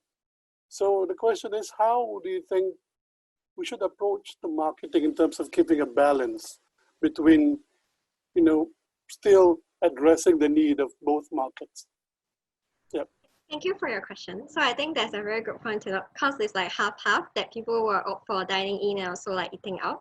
So I think in terms of that, as mentioned in our marketing strategy, we have to direct the target discount campaign that we're offering to both audience as well. So at the same time, we're actually encouraging dining in our restaurant by discount that we encourage them to have direct purchase in our restaurant. And at the same time, for the geographical delivery discount that we're offering, we're encouraging more delivery. So we're able to use these incentives to actually tap on both markets to make sure that we'll be able to raise the awareness and at the same time to drive direct sales in 2 different ways. Yeah, I hope that answers your questions. Yep, that's good. Thank you. Hi guys, I thought this was really cute. Great presentation. I loved the chili crab idea. It was really, really cute. I would love to learn more about how you're going to approach all of the restaurants, the small businesses, and what's required from them to be a part of your group. Thanks for the question, Megan. So, see, the fact that most restaurants in the CBD are facing losses at the moment is reason enough for them to want to make a difference and want to see a difference. So we think restaurants would be ready to partner with us, especially on a new initiative like this. I mean, they have almost nothing to lose at the moment. Most of them have really high losses. So we think by simply approaching them they'll be more than willing to accept a deal with us. I just have one follow-up question. I noted in your strategy that you had the idea to pool marketing resources. What would that look like from a business standpoint? What if I had a business? What would I have to contribute? Since we're all going to market together, and since we're all going to market together, we'll have to have one poster with all our details on it, which will go out, right? So basically, we'd want their menu, we'd want their specialities. We wouldn't want the entire like overload of all the items. We just want to put each one's specialities into it. Because as we said, right, customers want a variety of dishes. So we want a variety of dishes from all these restaurants and avoid repetitions. So let's say if company A had fried rice and company B had fried rice, we'd ask them to compensate on one another. So maybe their menus are a bit similar. So we'd ask them to play off each other's strengths and provide, their specialities. I hope that answers your question, Megan. It does. Thank you so much. Hey, hi Darius, hi Rachel. I think wonderful presentation. I think great that you guys were able to explore different possibilities of what might work for the business. I think, see the idea of the Crab Fest, I think I love that. I think a simple way to excite consumers, I think that sounds like a brilliant idea. I think the concept of dining experiences, that is also great. I think you have various concept restaurants also in Singapore, right? Like I think we have like dining in the dark. So we have different concept restaurants, some of which could actually work. I think just building on what Megan said, right? I think the VR1 community initiative, it's an extremely difficult one to pull off. It's an extremely difficult one to pull off. And see, the piece, right, is that different people would have different vendors from whom they are actually procuring today. They have different standing arrangements, etc., etc. So getting everyone together in terms of one common buying pattern, it's an extremely difficult initiative. I think, and I'm just giving you some like parallels in the real world in industries as well. I think like many companies come together in order to form industry associations through which we can better deal with various bodies like the government, etc., etc. But even that takes a lot of effort on part of each of these companies. So it's an extremely difficult proposition. And especially, right, when you're really trying to fight off and save revenues, I think getting into this kind of arrangement is going to be super difficult, and it is possibly very difficult to implement. Yeah, so that's the only one area that I would suggest. I think the dining experience and the online presence, I think, of course, is a big one to consider. Yeah, the other piece, right, is that in all these situations, I think always remember that somebody else has also gone through the same situation as you. So, and it's very easy to even benchmark the likes of, say, a Starbucks. Yeah. So, hey, what has Starbucks done during this time in order to ensure that, hey, they still have a steady revenue stream, despite facing the same challenges which any small restaurant actually does. Yeah. And implementing some of them could also be quick wins for you. So not every solution needs to be designed from scratch. There are a lot of benchmarks that you get from other people that you can share and reapply, shamelessly steal.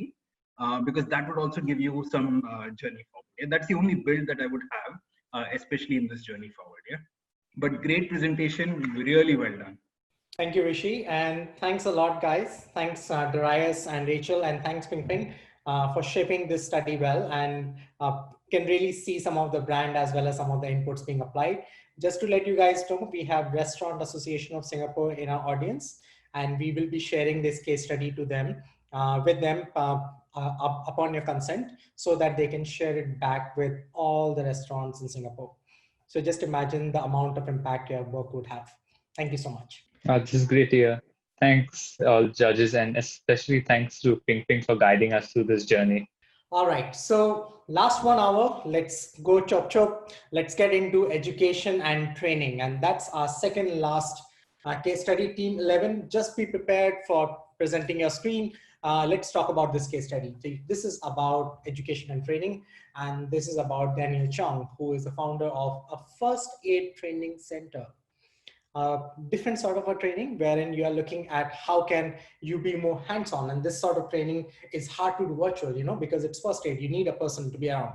So all the classes had to be closed because of social distancing measures, and thinking of switching into online model, Daniel had concerns.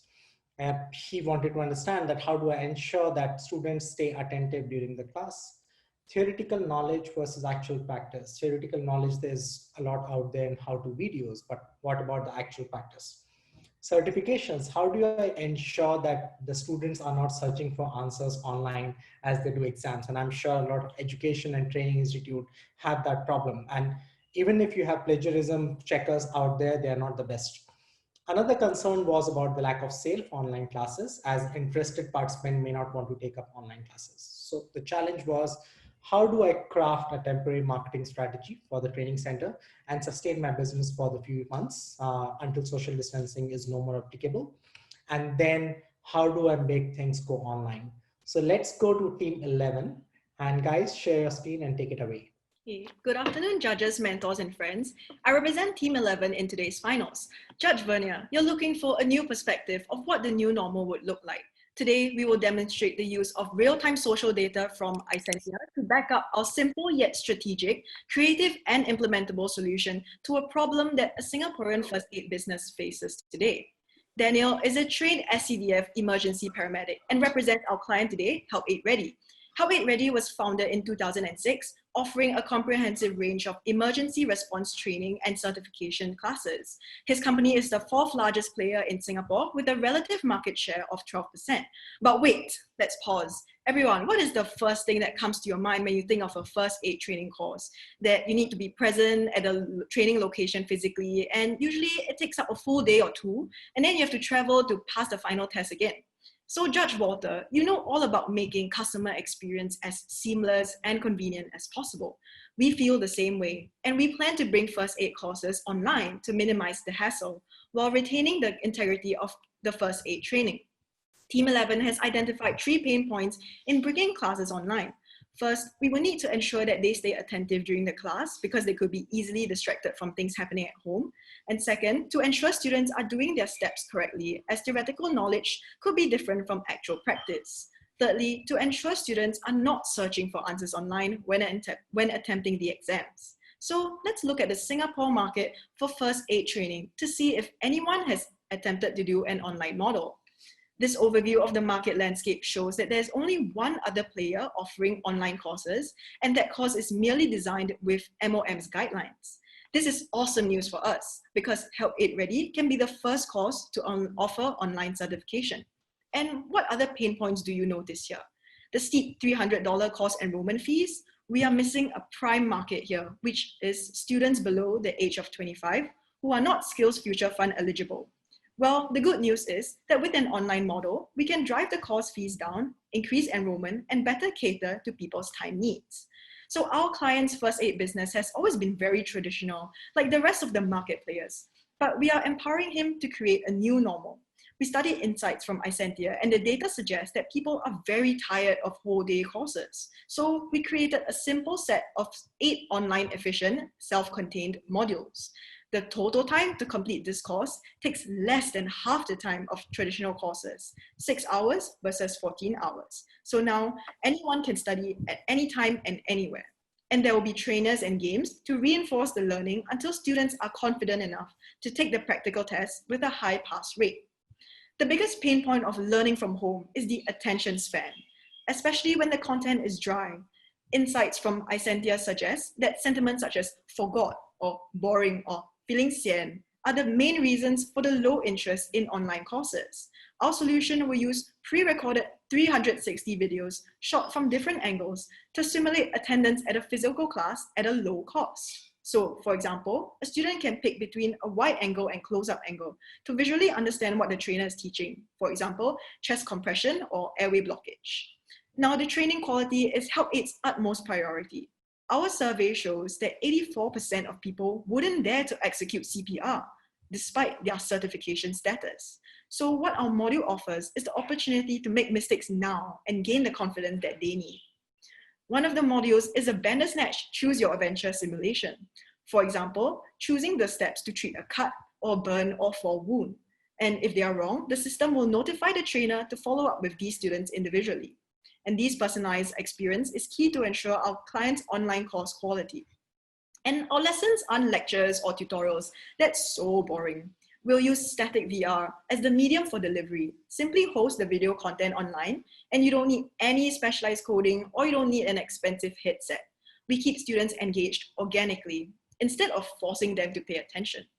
So to ensure that students are progressing optimally through the 8 sessions, we give them points for answering mini quizzes and for games that they score well in. And the 8 modules allow them to pace themselves and fit their own learning cadences. So engagement in VR also fits social distancing measures that businesses have to abide by, and people are still able to learn first aid from the comforts of their own home. Adding on engagement effects, the adoption of choose your own adventure, allowing users to understand the negative repercussions of wrong decisions made during first aid processes and allow them to immerse themselves further into practicing first aid. So this automation doesn't mean that our trainers are unnecessary, right? Especially in the pandemic-induced recession, we need to protect our staff's interests. And with this new model, we have created an efficacious allocation of resources. There will be no more time wasted spending, packing, logistics, traveling to each physical training location, or taxi fees. They can even work from home. Trainers can now spend more time engaging with students who need personalized help. And our model empowers these coaches to invest their time optimally. Finally, there's an oral and practical test at the end of the 8 sessions. So, Judge Vishy, your niche is high performance and complex challenges. How do we prevent students from Googling answers in the oral test? Now, browser lockdown APIs are easy to implement. Video detection algorithms, such as Gecko, can sense shifty eyes and record the time taken to ensure integrity during exams. And only after passing this online test, students will then be able to book their practical test dates. A low-cost scheduling API will help in crowd control at the final testing stations, and this automatically locks the safe entry visits for contact tracing. This gives the students flexibility and control of their schedule with 14 days to take the practical exam for certification. So where will we exactly host this online course? So we propose 2 phases, a short-term and long-term digital transformation phase. In the next 3 months, our client will pilot the program on a class hosting site, such as Coursera or Udemy, which provide discussion channels for students and an easy interface to review content with trainers. The cloud solution customer management for trainer and staff will also benefit. At the end of Q3 2020, should the buy-in rate increase, Daniel can then invest long-term in developing his own platform optimized to his business needs. So, Judge Megan, you have judged multiple hackathons before. You know that marketing to the right audience is just as important as operational strategy. So let's take a look at exactly who will be joining our client's online course. We found that the target demographic is students and corporate workers, just like you and I, who have been spending more time based at home and taking the time now to upskill ourselves through online courses. So Isentia's indexing capabilities and sentiment valuation have informed our marketing strategy to revolve around 4 key pillars, being purpose-driven, visual content, appealing to the need for social activity, and employing an emotional and heartwarming narrative.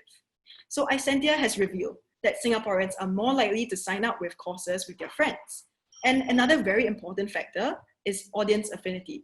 Which type of audience is likely to lean towards self-funded first aid training?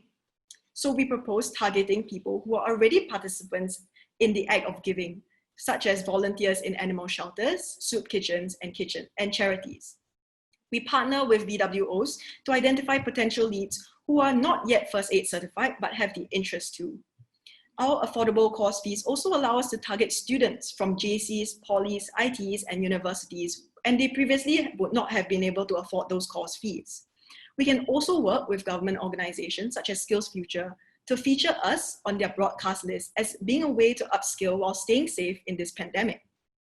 So now, even our client company has its own corporate social responsibility to fulfill. We propose a branding campaign at the intersection of our target demographic and beneficiaries. In this case, migrant workers in the building and construction industry, which is a high-risk accident workplace. So for every 3 course signups, Help It Ready will sponsor 1 certification course to migrant workers who cannot afford their training fees. And Daniel's courses are also available in Bengali and Tagalog to cater to their needs. Isentia also revealed that we can leverage on existing students to widen our lead generation funnel with just their current behavior on social media. So Emotional storytelling and heartwarming content will motivate retweet and sharing of content, just like you and I do on social media. We propose a simple affiliate program. So Daniel will set up a photo booth at the certification venue and encourage students to record, share, and spread positive reviews of their experience within their micro-social networks, along with their affiliate link. And each attributed sign-up will then earn them credit for future refresher courses after the 2 years where your license expires, and thus increasing the customer lifetime value of Daniel's clients. We also like to open up donation drives to further Daniel's impact in equipping Singapore with first aid ready skills by offering free courses to target audiences who can't afford it. And this will tap on Singaporeans' generosity from their solidarity budgets. So hey judges, how would you find an online course? Did you know that 92% of people get their information about first aid courses through search engines? So Isentia has identified 42 target keywords and phrases that allows Help Aid Ready to be on the first page of search results, on rank 0, to be the first website that visitors click on. The media content, our affiliate program, would further boost our SERP rankings. Finally, piecing together the operational and marketing solutions, this timeline showcases the student journey from online impression to enrollment, then learning and attaining the certificate for completion. Our marketing strategy aims for practical success with a fiscally responsible accounting. It is very important that this plays a role when it comes to solutions for small SMEs. Our marketing efforts are expected to make 250 impressions on social media, with an average of 5 to 6 touch points per user. Our marketing, sizing, and conversion rate foresees a modest estimate of at least 3,200 certifications in the next quarter, which addresses Daniel's pain point on sales. With such extensive measures, we promise a 40% retention in the lead base who finish their first certification, hence extending the lifetime value of our customers. Here are our revenue projections for the next quarter. It is clearly viable, profitable, and a scalable revenue stream. Here is a comprehensive preliminary budgeting done to fund the initial digital transformation. The budget is feasible as our client has a 3-year lead revenue in the corporate account. My digital marketing teammate, Kok Chung, will be happy to take more questions on this afterwards. So, Judge Vivek, you were looking for a simple solution that is easy for consumers to convert to, affordable for Daniel to execute, and customized to the new normal. Help Aid Ready's online curriculum and 30-minute practical tests will prove resilient in any circuit breaker, phase 1, 2, or 3. Our 8-session online course is comprehensible for all aptitude levels. Isentia and our own survey has been the data foundation for Help Aid Ready's online training course, operational and marketing strategy. We've used valuable real-time consumer insights to develop a curriculum that works for our students. In facing digital transformation, automation will assist Help Aid Ready in defending its business and its human resources. In fact, staff empowerment here is key, as trainers no longer need to waste time on administrative work. We will be the first self-contained hybrid first aid certification provider, providing a seamless experience for online learning that is efficacious for first aid training. And Help Aid will use interactive video hosting capabilities to engage and monitor each student's learning progress, personalizing the student's journey and improving first-time pass rates. Help Aid Ready will engage students like no online learning course has ever done before. And so Help Aid Ready can pioneer the new normal for online first aid training, and we are ready to implement this together. Thank you. Thanks a lot, Ashley and Team 11, and a special mention to Ed, the mentor. Really good job, guys, but you're quite sneaky as well. I can see that you were mentioning the judge's name and getting the attention span. You know, as the judge's attention seems to wane, you start saying, hey, Judge Vishy, and Judge Vishy is hooked on. So good job there, and great job in using insights. So over to the judges for questions. Yeah, hi, good work, team. This is it's a very interesting way of picking up a topic, which often we will not consider as a first course that comes to your mind when you want to do an online class, which is on first aid. So this is great work, very creative solutions. And you have worked out the implementation plan to the end, which is, it looks like it's a pretty robust approach that you would want to take for this. I just wanted to understand some fundamentals of this. Maybe I missed it because there was quite a bit of content in your case. who's the customer here? Who's that one person who will raise his hand and say, I want to take first aid training? So we are targeting students and corporate workers who they need. For example, if they have requirements from their workplace to have a basic CPR certificate, or they need to learn how to use AED, especially when they are working in high-risk environments. So this course will come in at a very low and affordable price point. And so, especially because people are now trying to get to upskill themselves in this pandemic. And if the traditional, and you're not just trying to do a course where you feel like, oh, you should do it, but if this is a genuinely helpful life skill, then they can also do this online. They don't have to wait until the physical locations open and then they do the certification. So it really is trying to make the best use of their time and our clients' time. Understood. And your strategy is there to increase the segment on which earlier the first aid training was targeting. So are you just bringing them back because they are not able to be physically present in the place, or are you just adding on new segment of consumers?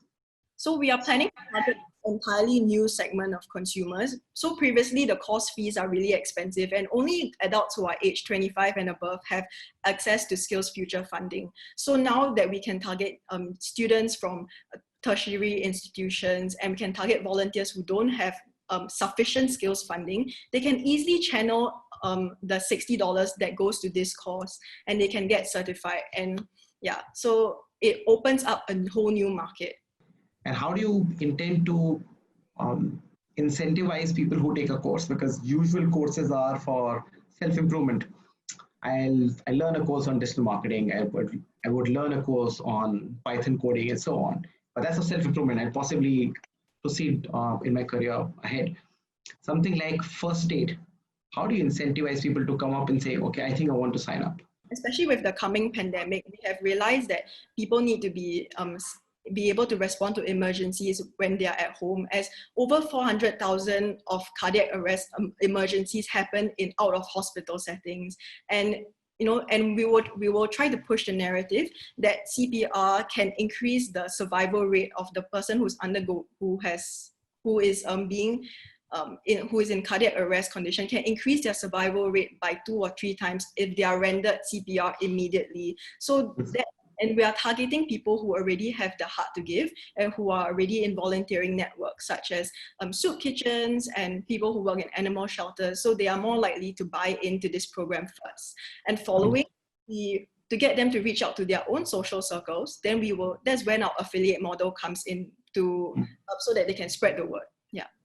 So just one from my end. I think, like there was a slide in terms of the options between, say, hosting yourself in a platform like Coursera versus like having an independent one. What I couldn't sense was the conclusion in that, in terms of like, what is it that you actually are thinking as the way forward, and the pros and cons of each approach. I think, of course, you have laid out, but I just wanted to sense check which direction do you want to proceed in. So the direction is for the Coursera and Udemy to be our hosting website for the pilot trial, because we recognize that our whole website development will be very costly for a small SME. So we will use Coursera, as they already have fully developed communication capabilities, customer solution management for the staff to work with each of their students. And if the buy-in rate is good and we meet the profitability status, and then Daniel in the long term can shift entirely to his own web platform where he can customize like the VR CPR video, so you can really simulate being in a physical first aid class. Got it. Yeah, got it. No, I think see that is a important one, and I think I probably didn't just hear it being verbalized. Yeah, meaning that see, with this, apart from awareness, right? I think it becomes no longer a Singapore only solution. I think with the likes of Coursera, Udemy, it becomes a global solution. Hence, the possibility in terms of the number of people that you can actually get expands significantly beyond what is actually there. Yeah. So even looking at the platform itself in terms of what kind of solution exists for first aid courses there, etc. It's a great way, according to me, to go there, and that actually makes real sense. Yeah. The other piece, right, is that even from an online learning module perspective, one of the most important things that everybody would emphasize is to have bite-sized content. Meaning, the more the content actually strays beyond like 5 to 6 minutes, that is when actually people start dropping off, etc., etc. So even as you frame everything, I think do ensure that you have bite-sized content, and that is the way that you actually ensure that you continue to engage people through the course of your modules. Yeah, so that's generally the learning that you'll even see in the likes of Coursera. That majority. So I think like you make a really good point, and that's what we're trying to bring across, that the current model is it doesn't capture the attention span, doesn't reinforce like lifelong learning of the skills. That's why people still feel that they don't feel empowered to actually carry out CPR when they need to. So with this online module, you can always audit the course again and again, and you can practice. And each session is actually like only 80 minutes long, and it comes with a lot of interactive content. So it's really very immersive and trying to capture their attention. Yeah. But great work done. Yeah, great work done, Ashley. Thank you so much. Any last questions from James, Vernia, Walter? Yeah, I just have one question, because, first aid, the first perception for many people, it is something that is often organized by organizations, by companies. So how do we make it more like a grassroots level kind of approach in terms of, you mentioned earlier that you want to approach like tertiary students. How do you plan to do that to make it more engaging for common people? So especially with the online model that we are promoting, we want to create channels where they can sign up together. So I think one of the big pain points that Isentia highlighted is that online learning tends to feel very lonely, especially when you're socially isolating. So we are trying to allow the students to create groups where they can chat with people who are auditing the same session as them, or they can even make new friends in like the new class. So it really so that we can encourage more group signups, and especially with the CSR initiative, when we publicize this CSR initiative to the schools and the different government organizations, and they can see that okay, we are coming from a social enterprise point of view, where we are matching the donation of courses to migrant workers. So it can really be their part in doing something together to make Singapore more first aid ready. I think to add on, so sorry, I just want to add on one point. I think one of the main things you have brought up is very true, is that people have to kind of participate in this together. And how we want to reach out to even more communities is that when we gain enough traction for Daniel in the third quarter or the fourth quarter of this year, what we can actually do is even start new things like the sales bundle, or even make more emphasis on the affiliate program. That will actually increase more reach to other people. And that's where people feel that they are part of this entire new community that all doing first aid together. And that's where you start to see that kind of social bond for yourself, and you can see you being part of a bigger purpose. Yeah, I was just going to ask you a really quick one. So when you're looking at like the vast volumes of social media data that you guys have and representing data, I'm always interested to know what was the one insight that jumps out at you as the key insight across all of the metrics that you looked at? What's the one that really jumps out at you and you think that the audience should remember, and why? I think the key insight for me was that even with traditional certification, that 84% of people still don't feel empowered to dare to practice CPR when the situation comes for it, because there really exists a problem with the current model, that if you're doing a crash course for 2 days, you won't remember like what is the exact way to do it. So with this online course, we allow you to always go back in and audit the course and refresh your memory with all the interactive content. So it really feels that you are empowered to truly be able to practice your CPR and not just get a certification for the sake of it. Yeah. Sorry, can I also add on one point? I think for me personally, because all of us were doing the data together, for me personally, what I feel is the main key insight is when like all of us, actually, we all want to do meaningful stuff. There have a lot of search results about meaningful, and even places where I can donate my money meaningfully too. And these two channels, none of them actually lead towards first aid. And that was the most interesting part about this entire process, because we realized that, hey, how come everyone wants to think about meaningful stuff? Like, you know what, you want to donate to cat shelters, you want to donate to migrant workers, you want to donate to a lot of people. But however, no one actually thought about, hey, how about you helping people and equipping people with such important essential skills. Thank you, and great job, guys. Well done. Thanks, team, and thanks again, Ed, for helping with your mentorship, because this was amazing.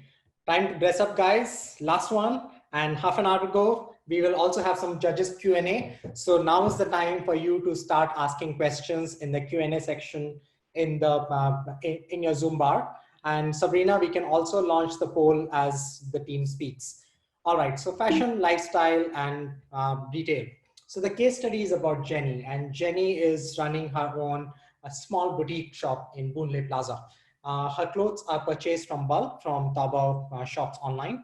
And because of COVID, her retail shop was closed. Now, the challenge for Jenny was all about that, how do I craft a customized marketing strategy to set up her presence online, and a strategy that would be a good choice in the current circumstances, given that Jenny is not tech savvy. She doesn't know any models or photographers, and she has reservations about the competitiveness of the product itself. All right, so let's go. Team 13, can you start sharing your screen, please? Okay, good afternoon, judges. Thank you for joining us today. We are Jia Wen and Jia Yi, and on behalf of our team, we'll be presenting our marketing strategy for Jenny. So here's a brief summary of what we'll be covering today. First, we'll start with the background. Then we'll be moving on to Jenny's unique selling proposition, growth in e-commerce, omnichannel strategy, our goals, marketing strategy, and lastly, the overall timeline and budget. COVID-19 has resulted in many small retail stores like Jenny to close, and social distancing measures have caused businesses to be severely affected due to the lack of traffic to drive sales. As seen from the graph, a typical day in the past can drive up a footfall of an average of 100 customers, but during the pandemic, we see a drastic fall of 63% and possibly even more. For a start, we will do a SWOT analysis. Some of her strengths consist of her established social networks with Taobao suppliers, and her knowledge and ability to pick up quality clothes. However, some of her weaknesses include her lack of digital presence and USP. The opportunities that we identified include digitalizing her business, the government grants provided to support businesses, and increasing manpower support through working with interns, for she faces a threat of the saturated online retail market. As a result, it is important for Jenny to position herself as a focused differentiator, where she seeks to create a higher value than competitors, by offering products or services with unique features. This is because many big players are competing on prices, making it difficult for Jenny to be a price leader, as she has insufficient economies of scale to compete. As such, we propose for Jenny to spread her passion for fashion through a unique brand story. Jenny believes in making ladies feel good regardless of their skin tone, with affordable quality clothes that represent themselves. As the tagline goes, Jenny wants her customer to look good to feel good. Using Jenny's fashion expertise, we'll be selling trendy clothes for females aged between 18 to 35. So why this particular target audience? They are a group of digital natives, as shown from how they form the bulk of online shoppers in Singapore, and at least half of them shop online several times a month. They also have a preference for convenience. While we understand the uncertainty with regard to online sales and consumers' behavior during the pandemic, we see it as an opportunity for Jenny's business to grow through e-commerce. E-commerce refers to the buying or selling of products over the internet, and it is the fastest growing segment in the digital sector, with an expected revenue of 7 billion in 2025. So as you can see, here are the top 3 e-commerce platforms. Furthermore, there is at least a 30% increase in online purchases on fashion-related products. So with the rise of the homebody economy, where most consumers continue to stay at home, despite the lift of stay-home restrictions, shopping online will still be a norm. Customers continue to shop online mainly because they get to enjoy cost savings and it is convenient with 24/7 shopping. Hence, we strongly recommend for Jenny to utilize an omni-channel strategy, which is a combination of e-commerce platform and physical shop, as it is the most practical and low-cost solution, requiring the least upskilling and knowledge acquisition. So having an additional digital platform alongside Jenny's physical store will bring about improved customer satisfaction, perceived quality, perceived value, and loyalty. So this is also in alignment to the government's plan to pilot a smart commerce ecosystem that blends both digital and physical retail. Still not convinced? Here we highlight 2 success stories from Charles & Keith and Popo, where the first started out as small physical stores, and they have eventually expanded their businesses online.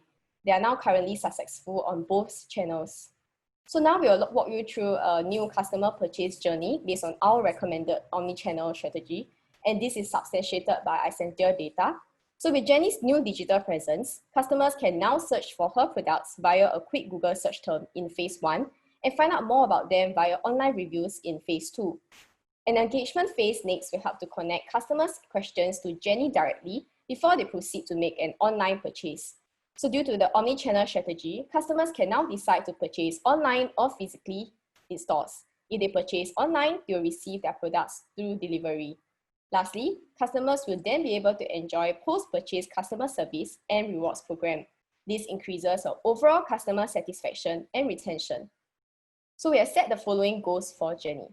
For the first 3 months, we'll be creating various accounts for Jenny across different online platforms and building up her customer database with her unique selling proposition of high quality products and good customer service. We aim to achieve a $7,000 in online sales revenue and gain a minimum of 500 followers on Instagram. Based on our calculations, the predicted e-commerce sales revenue for Jenny is $26,700. So over the next 1 year, we'll be building up Jenny's reputation and aiming to achieve $28,000 online sales revenue and gain 5,000 followers on Instagram minimally.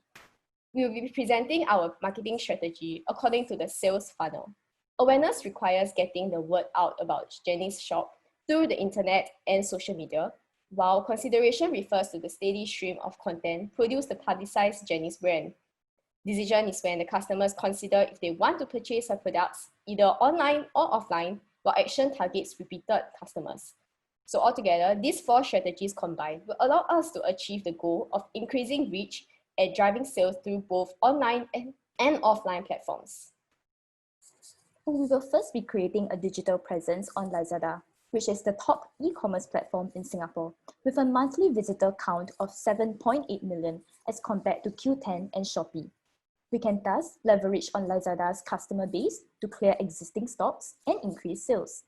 Jenny also qualifies for the e-commerce booster package launched by Enterprise Singapore, hence receiving up to 90% support on the first $10,000 spent on digitalizing her business. And to boost product visibility and grow sales on Lazada, Jenny can make use of search engine optimization, SEO, and search engine marketing, SEM. For SEO, we can identify the top 10 to 15 related keywords through the Lazada search engine and optimize these keywords in Jenny's product titles to increase her search ranking organically. For SEM, under Lazada's e-commerce booster package, there will be sponsored search to promote Jenny's products on the Lazada search page, where Jenny only pays when her product advertisement is clicked. We will also be setting up a Shopify website, which is not only user-friendly for Jenny, who is not as tech-savvy, but also allows Jenny to have full control over brand experience and identity. Her intern support will come in handy here in the creation of the website. And Shopify also enables Jenny to digitalize her stock management system, tracking her physical and online inventory and updating it in real time on the website. Furthermore, under the Start Digital program offered by OCBC, Jenny can make use of a 1-year free subscription to Shopify. Under her website, she will be able to utilize a reward system to boost awareness and customer retention. So new customers can subscribe via email and mobile to receive a promo code of 10% off their first online purchase. They also can refer friends to earn a $5 voucher and accumulate points in the long run, which can be used for future purchases. And the collection of customers' data for direct marketing enhances the potential of repeat customers for Jenny. To further encourage loyal customers from Jenny's physical retail store to move online as well, walk-in customers who subscribe via email will also receive a 10% off in-store in addition to the 10% off their first online purchase. Next, we will be creating a Google My Business account, which allows for increased awareness and credibility of Jenny's products.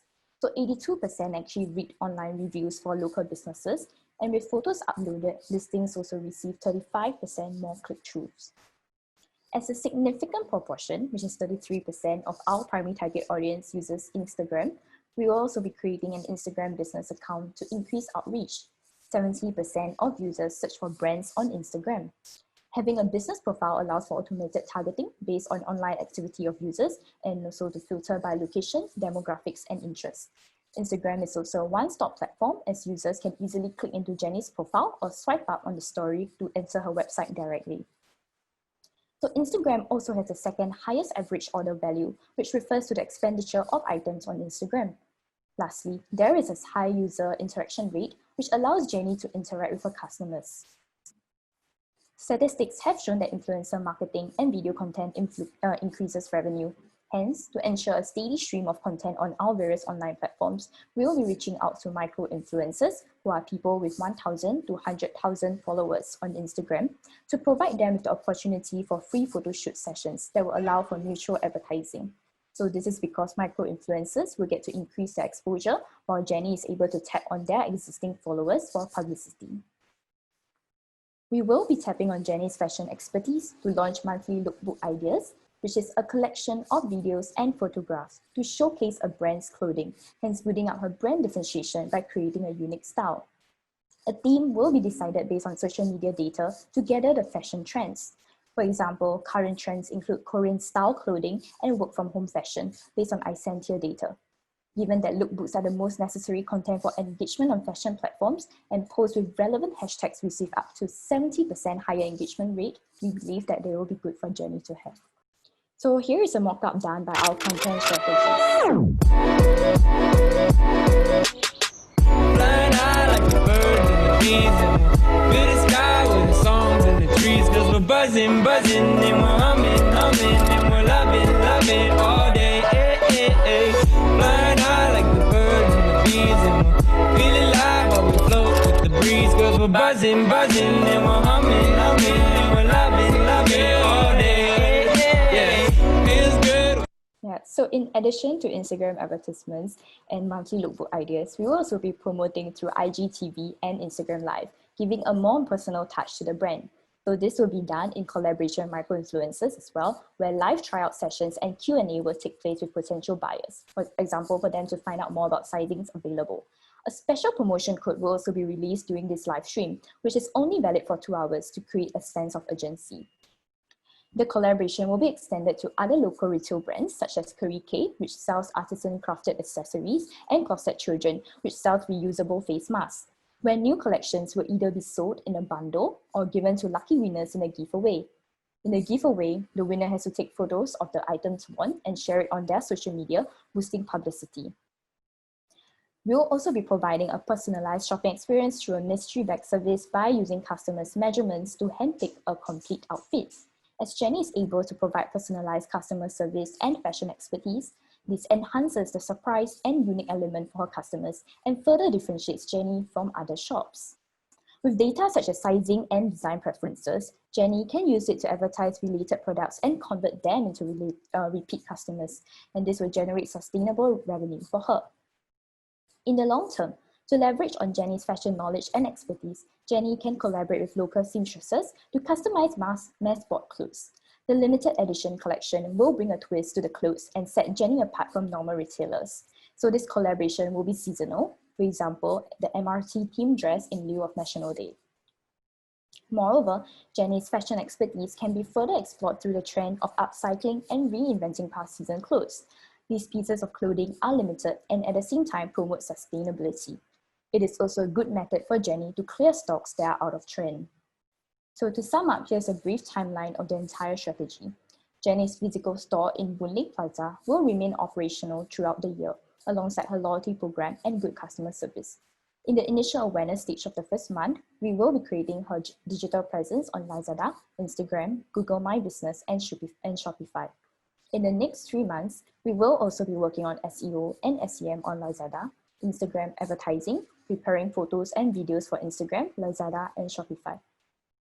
After which, Jenny will go on to post the monthly lookbook content on Instagram from August and conduct IGTV and IG Live sessions from October in the consideration stage. From December onwards, Jenny will be collaborating with local retailers and conducting giveaways, creating a personalized shopping experience for her customers a month later as well. In the long term, collaboration with local seamstresses and upcycling will take place. Our estimated budget breakdown is as follows. Jenny's monthly rental is $8,000 with manpower cost of $2,740, consisting of Jenny's monthly salary of $2,500 and intern pay of $240 after a 70% government subsidy. Jenny's marketing budget is $2,000 from an estimated 10% of her monthly revenue of $20,000. And the Lazada e-commerce package costs $1,000 after a 90% government subsidy. So the estimated cost of goods is $6,000 with our goods sold at 60% markup. With the marketing budget of $2,000, we can reach out to 1,418 customers, given that the cost per click is $1.41. So with that, we have come to the end of our presentation. Our team at Fashionista Consulting consists of a group of capable and reliable specialists who have expertise in their respective fields. Technology is limitless, and what we shared today is just a small part of what we can do. Instagram filters and WhatsApp stickers are further ideas which we can venture into as well, since they are low cost, viral, and unique. We will be glad to respond to any questions that you may have. And thank you for your attention, and we would also like to extend our appreciation to our boss, Suzanne, for her guidance. Thank you. Thanks a lot, Team 13. And I could see Suzanne smiling all along. And in case you guys are wondering and reporting them that they're breaking the social distancing rules, they are sisters living in the same household, guys, okay? So in case there was some nasty bits going on, here we shoot the myths. All right, so let's do a quick 5 minutes of Q&A, and then we'll just go around the table in terms of your overall experience, judges and mentors. So over to judges. Hi, yeah, this is Vernia here. I think it was a really great presentation. I like that, you know, it was a really sound strategy and you really thought about each of the different digital offline and online channels that you can utilize to your advantage. I just have two questions, and the first one is really about your target audience, where you segmented the 15-year-olds to the 34-year-olds. And the fact that, you know, these are it's a very large audience age gap. And I was just thinking, are you going to customize or tailor any of your content or targeted strategies to really narrow down to this group? Thank you for your feedback and also the question that you have asked. So basically, you are focusing on the fact that there is a huge age range from 18 to 35. Is that to clarify your question? So how do we focus it better? Is it? Yeah. Okay. So right now, we have a lot of ideas that I think it spans across, because like as we show all the different online platforms, on Instagram, we actually identified that a lot of them are mostly the younger group of like audience that we are targeting right here. So I would see it to be around maybe 18 to the mid-20s, or maybe some of them are also 30s. They are also, I think Instagram has been increasing popularity and all that. Yeah, so that's definitely one platform that are hoping to target the younger audience. But for the slightly older ones, I think a platform that we have mentioned constantly is about Lazada. So Lazada is actually a very popular e-commerce platform that I think it doesn't restrict any age range, in fact. And I think it covers a lot. They sell a lot of other products ranging from not just clothing wise, they also sell a lot of other products that will definitely attract the attention of those who are in the older group of, those who are looking for home styling, you know, those kind of different items. So definitely they will also be on that platform itself. So that will be an age group that we will also be targeting in that range. Okay, then my other question is, who exactly do you think are Jenny's direct competitors? So right now, because technically she's only having a physical shopfront in the Boon Lay Plaza, so definitely it's all those physical stores that you see with no online presence at all. Yeah, so that will be our current competitor. But we are hoping, because we are trying to shift her to an online platform, so that's why we pit ourselves against like bigger brands such as like Charles & Keith, Purple. It's because we want to show her that, you know, like sometimes you need to like dream big, you know, that kind of thing, so that like there is a certain form of like motivation for her to like know that this is something that she can work towards too as well. Yeah. Last question. Thank you. Okay, I think let me ask. See, one of the points, first of all, Javin, I think really well done. I think it's a scenario that is playing out very often, right, in Singapore as well. I think multiple businesses actually getting impacted and so on. Now, the part that I didn't fully understand, right, I think you said that we will design this, etc. But we know that Jenny is not tech savvy.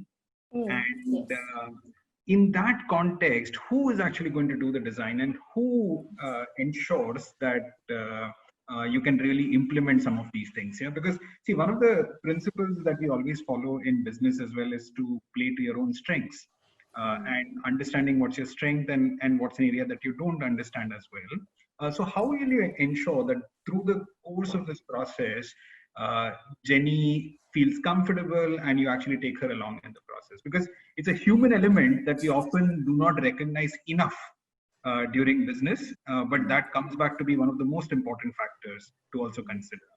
Yeah, definitely. Yeah, so actually we are engaging help of interns. We are thinking of polytechnic interns or university interns with the expertise of like visual design and communications to actually help Jenny out with the technical aspect. Because Jenny herself has fashion expertise and knowledge, she just might not be able to create like a monthly lookbook ideas or like film the videos that to put on Instagram, but she can actually design like, oh, how would the model looks like, and how to design the clothes of like how to style the micro influencers for like this monthly lookbook ideas, for example. Yeah, so we also have, are planning to have the intern help her in the creation of the website as well, because we understand that even if the website is user friendly, she might not be able to help be able to design a nice website that will attract her potential customers. Yeah, and also as part of the Lazada e-commerce package as well, there is also free online courses for Jenny to be able to attend so that she can actually so there are actually like advanced training classes for her. So as part of this like e-commerce starter package, this actually like offered like online courses on how to like use Lazada and how to learn about the marketing techniques. So in this way, in the first 3 months, she actually gets to like learn about like SEO, SEM, and how like, and she'll be able to like go through like step by step what is going on, so that she doesn't feel overwhelmed and lost. Yeah. Great, So yeah, great. I think this is a great piece. I think just one more thing for you to consider, right? Especially in the e-commerce space, I think logistics is also a super critical element. Yeah, meaning being able to service to the end consumer, etc., becomes super critical. I think that's a factor also to consider as you plan for things. I think because it's going to be a new area of that Jenny needs to learn on. But I think really well done. I think it looks nice, looks comprehensive. I particularly liked how your entire cost per acquisition was 1.4. I think that was really nice. I think that you had modeled all of it with 1,418 people that you would actually reach. I think it's really commendable. I think like putting the maths behind it, I think that's really nice. Yeah, so really well done. Thank you. Thank you so much. Thank you, Team 13. And now we get into the judging bit. So as we are calculating scores, I just want to go around the table, especially to the mentors, in terms of the conversations they had behind the scenes. So let's just do a quick 30 seconds for each mentor. Let's start with you, Suzanne. It was your team. And just share with us about your experience. I'm actually very proud of my team. All of them didn't really quite have like marketing background, but they actually got this far, and their solutions are really very practical. I think it's something that, you know, SMEs can really take and run. So I'm really, really very proud of them. Yeah, well done. Let's go to Ed, Aline. Aline, you want to go first? Yeah, sure. I'm really proud of my team, also team 1. So kind of like building something from dancers to dancer.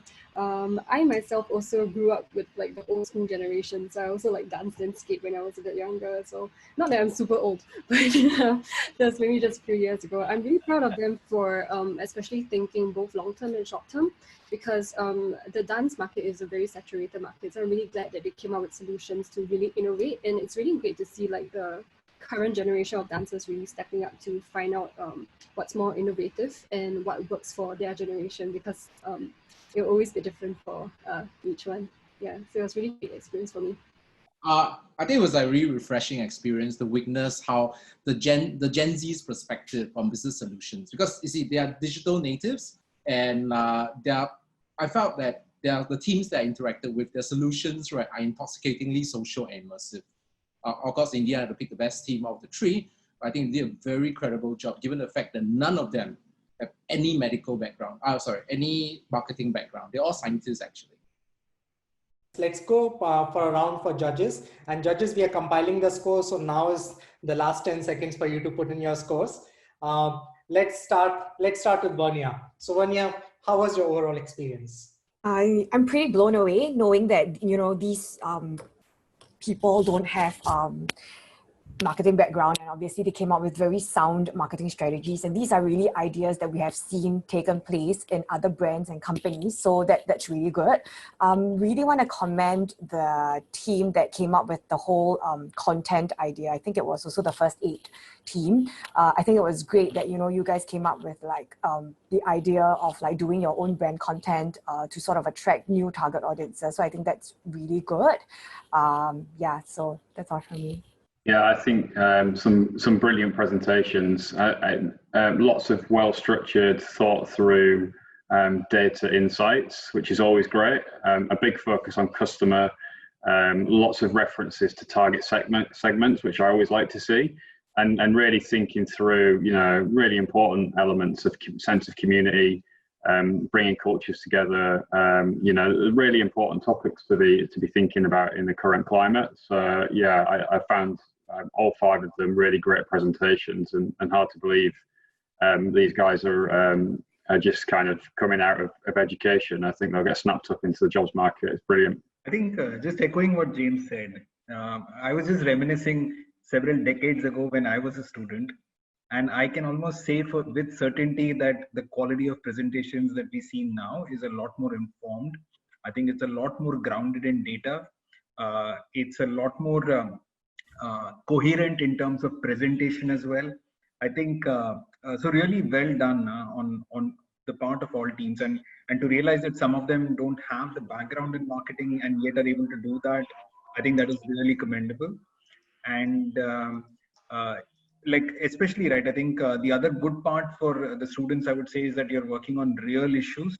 I think so, which is why the kind of impact that you can have across different SMEs, I think, is tremendous. So really well done, guys. I think you really deserve a big shout out, and well done. I think it's amazing work by all the teams. You know, I always believe that imagination is more important than knowledge. If you can imagine, you can reach there. Sometimes knowledge is a constraining factor. It will stop you saying, to suggest that you can't reach to a certain solution. Most of these solutions which have been given, they can be directly implemented to support the business in Singapore. And I think great work by the mentors as well in simplifying this solution and putting them into a structure, so you know we can review these solutions, we can consume it, and possibly some of these ideas can reach out to our SMEs in Singapore. So I think overall well, and it's so difficult to pick up which team is better, which is not. So which shows the kind of quality of solutions which have come out. And as Vishy was saying, that you know, when we were in college or in the early stages of our career, we didn't think as broad, as creatively, and in such a structured way as these some of these solutions which have come out to be. So it's a great work by everyone, and really great work by mentors, because it's complicated within such a short span of time to put a story together and support the team. Super work. Walter? Hi, what can I say? Actually, I'm very impressed. The creativity level is amazing, actually, considering these are all students fresh out of school, actually, and they have no experience whatsoever.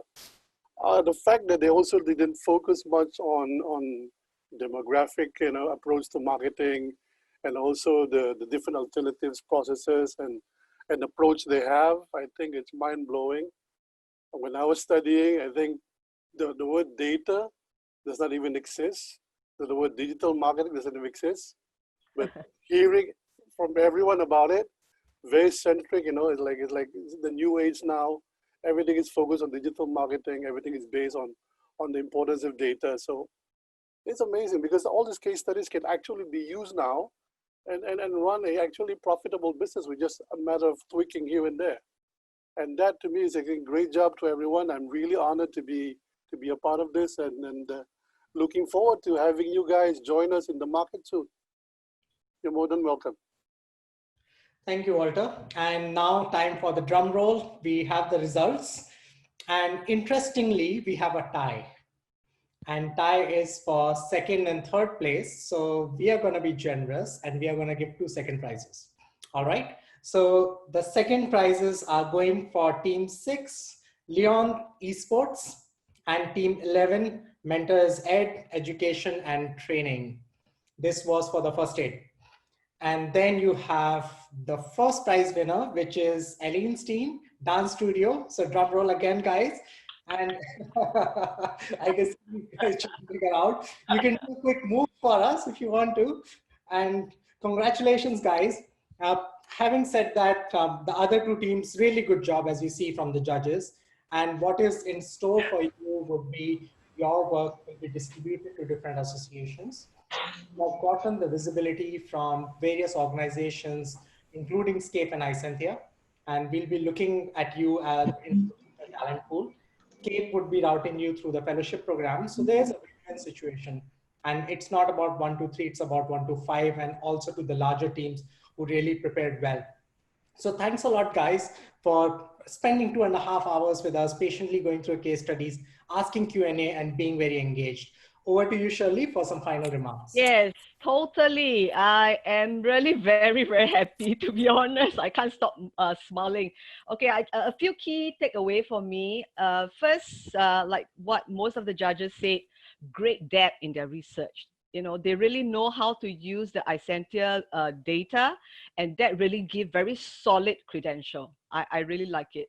And marketing is creative. I think really kudos to all the mentors to help them, you know, to come up with very innovative social media campaign. You know, some of the ideas, you know, and I'm just looking through, I could just imagine the mentors have actually injected a lot of ideas in there. And lastly, the overall ideas is indeed actionable, indeed practical. The reason why, you know, when we first incepted this idea and we talked to Prashant and team, we said that we really have to hack real business issues. And we came up with these 5 case studies is really to help our other tenants, our other partners. You know, as we speak, when we talk about dance, you know, I love the team, they are all dancers. Please, I'll reach out to you guys, okay?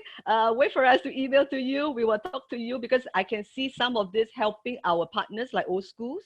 Likewise, for the retail and the restaurant portion, we do have, you know, tenants at SCAPE. So they are very small businesses. They need help. I think whether we can actually, you know, get you guys to be consultant of sorts, you know, we'll think of a way and we will support our tenants, because I think the whole idea here is we want to really have a very good ecosystem that benefit everybody. So yes, we will reach out to you, and the ideas about internship is coming too. And we will also talk to our partners. So kudos to everybody. And thanks judges for your time. Really appreciate your valuable inputs. I think it helps them to repivot. I mean, they're always learning for all of us. Thank you so much.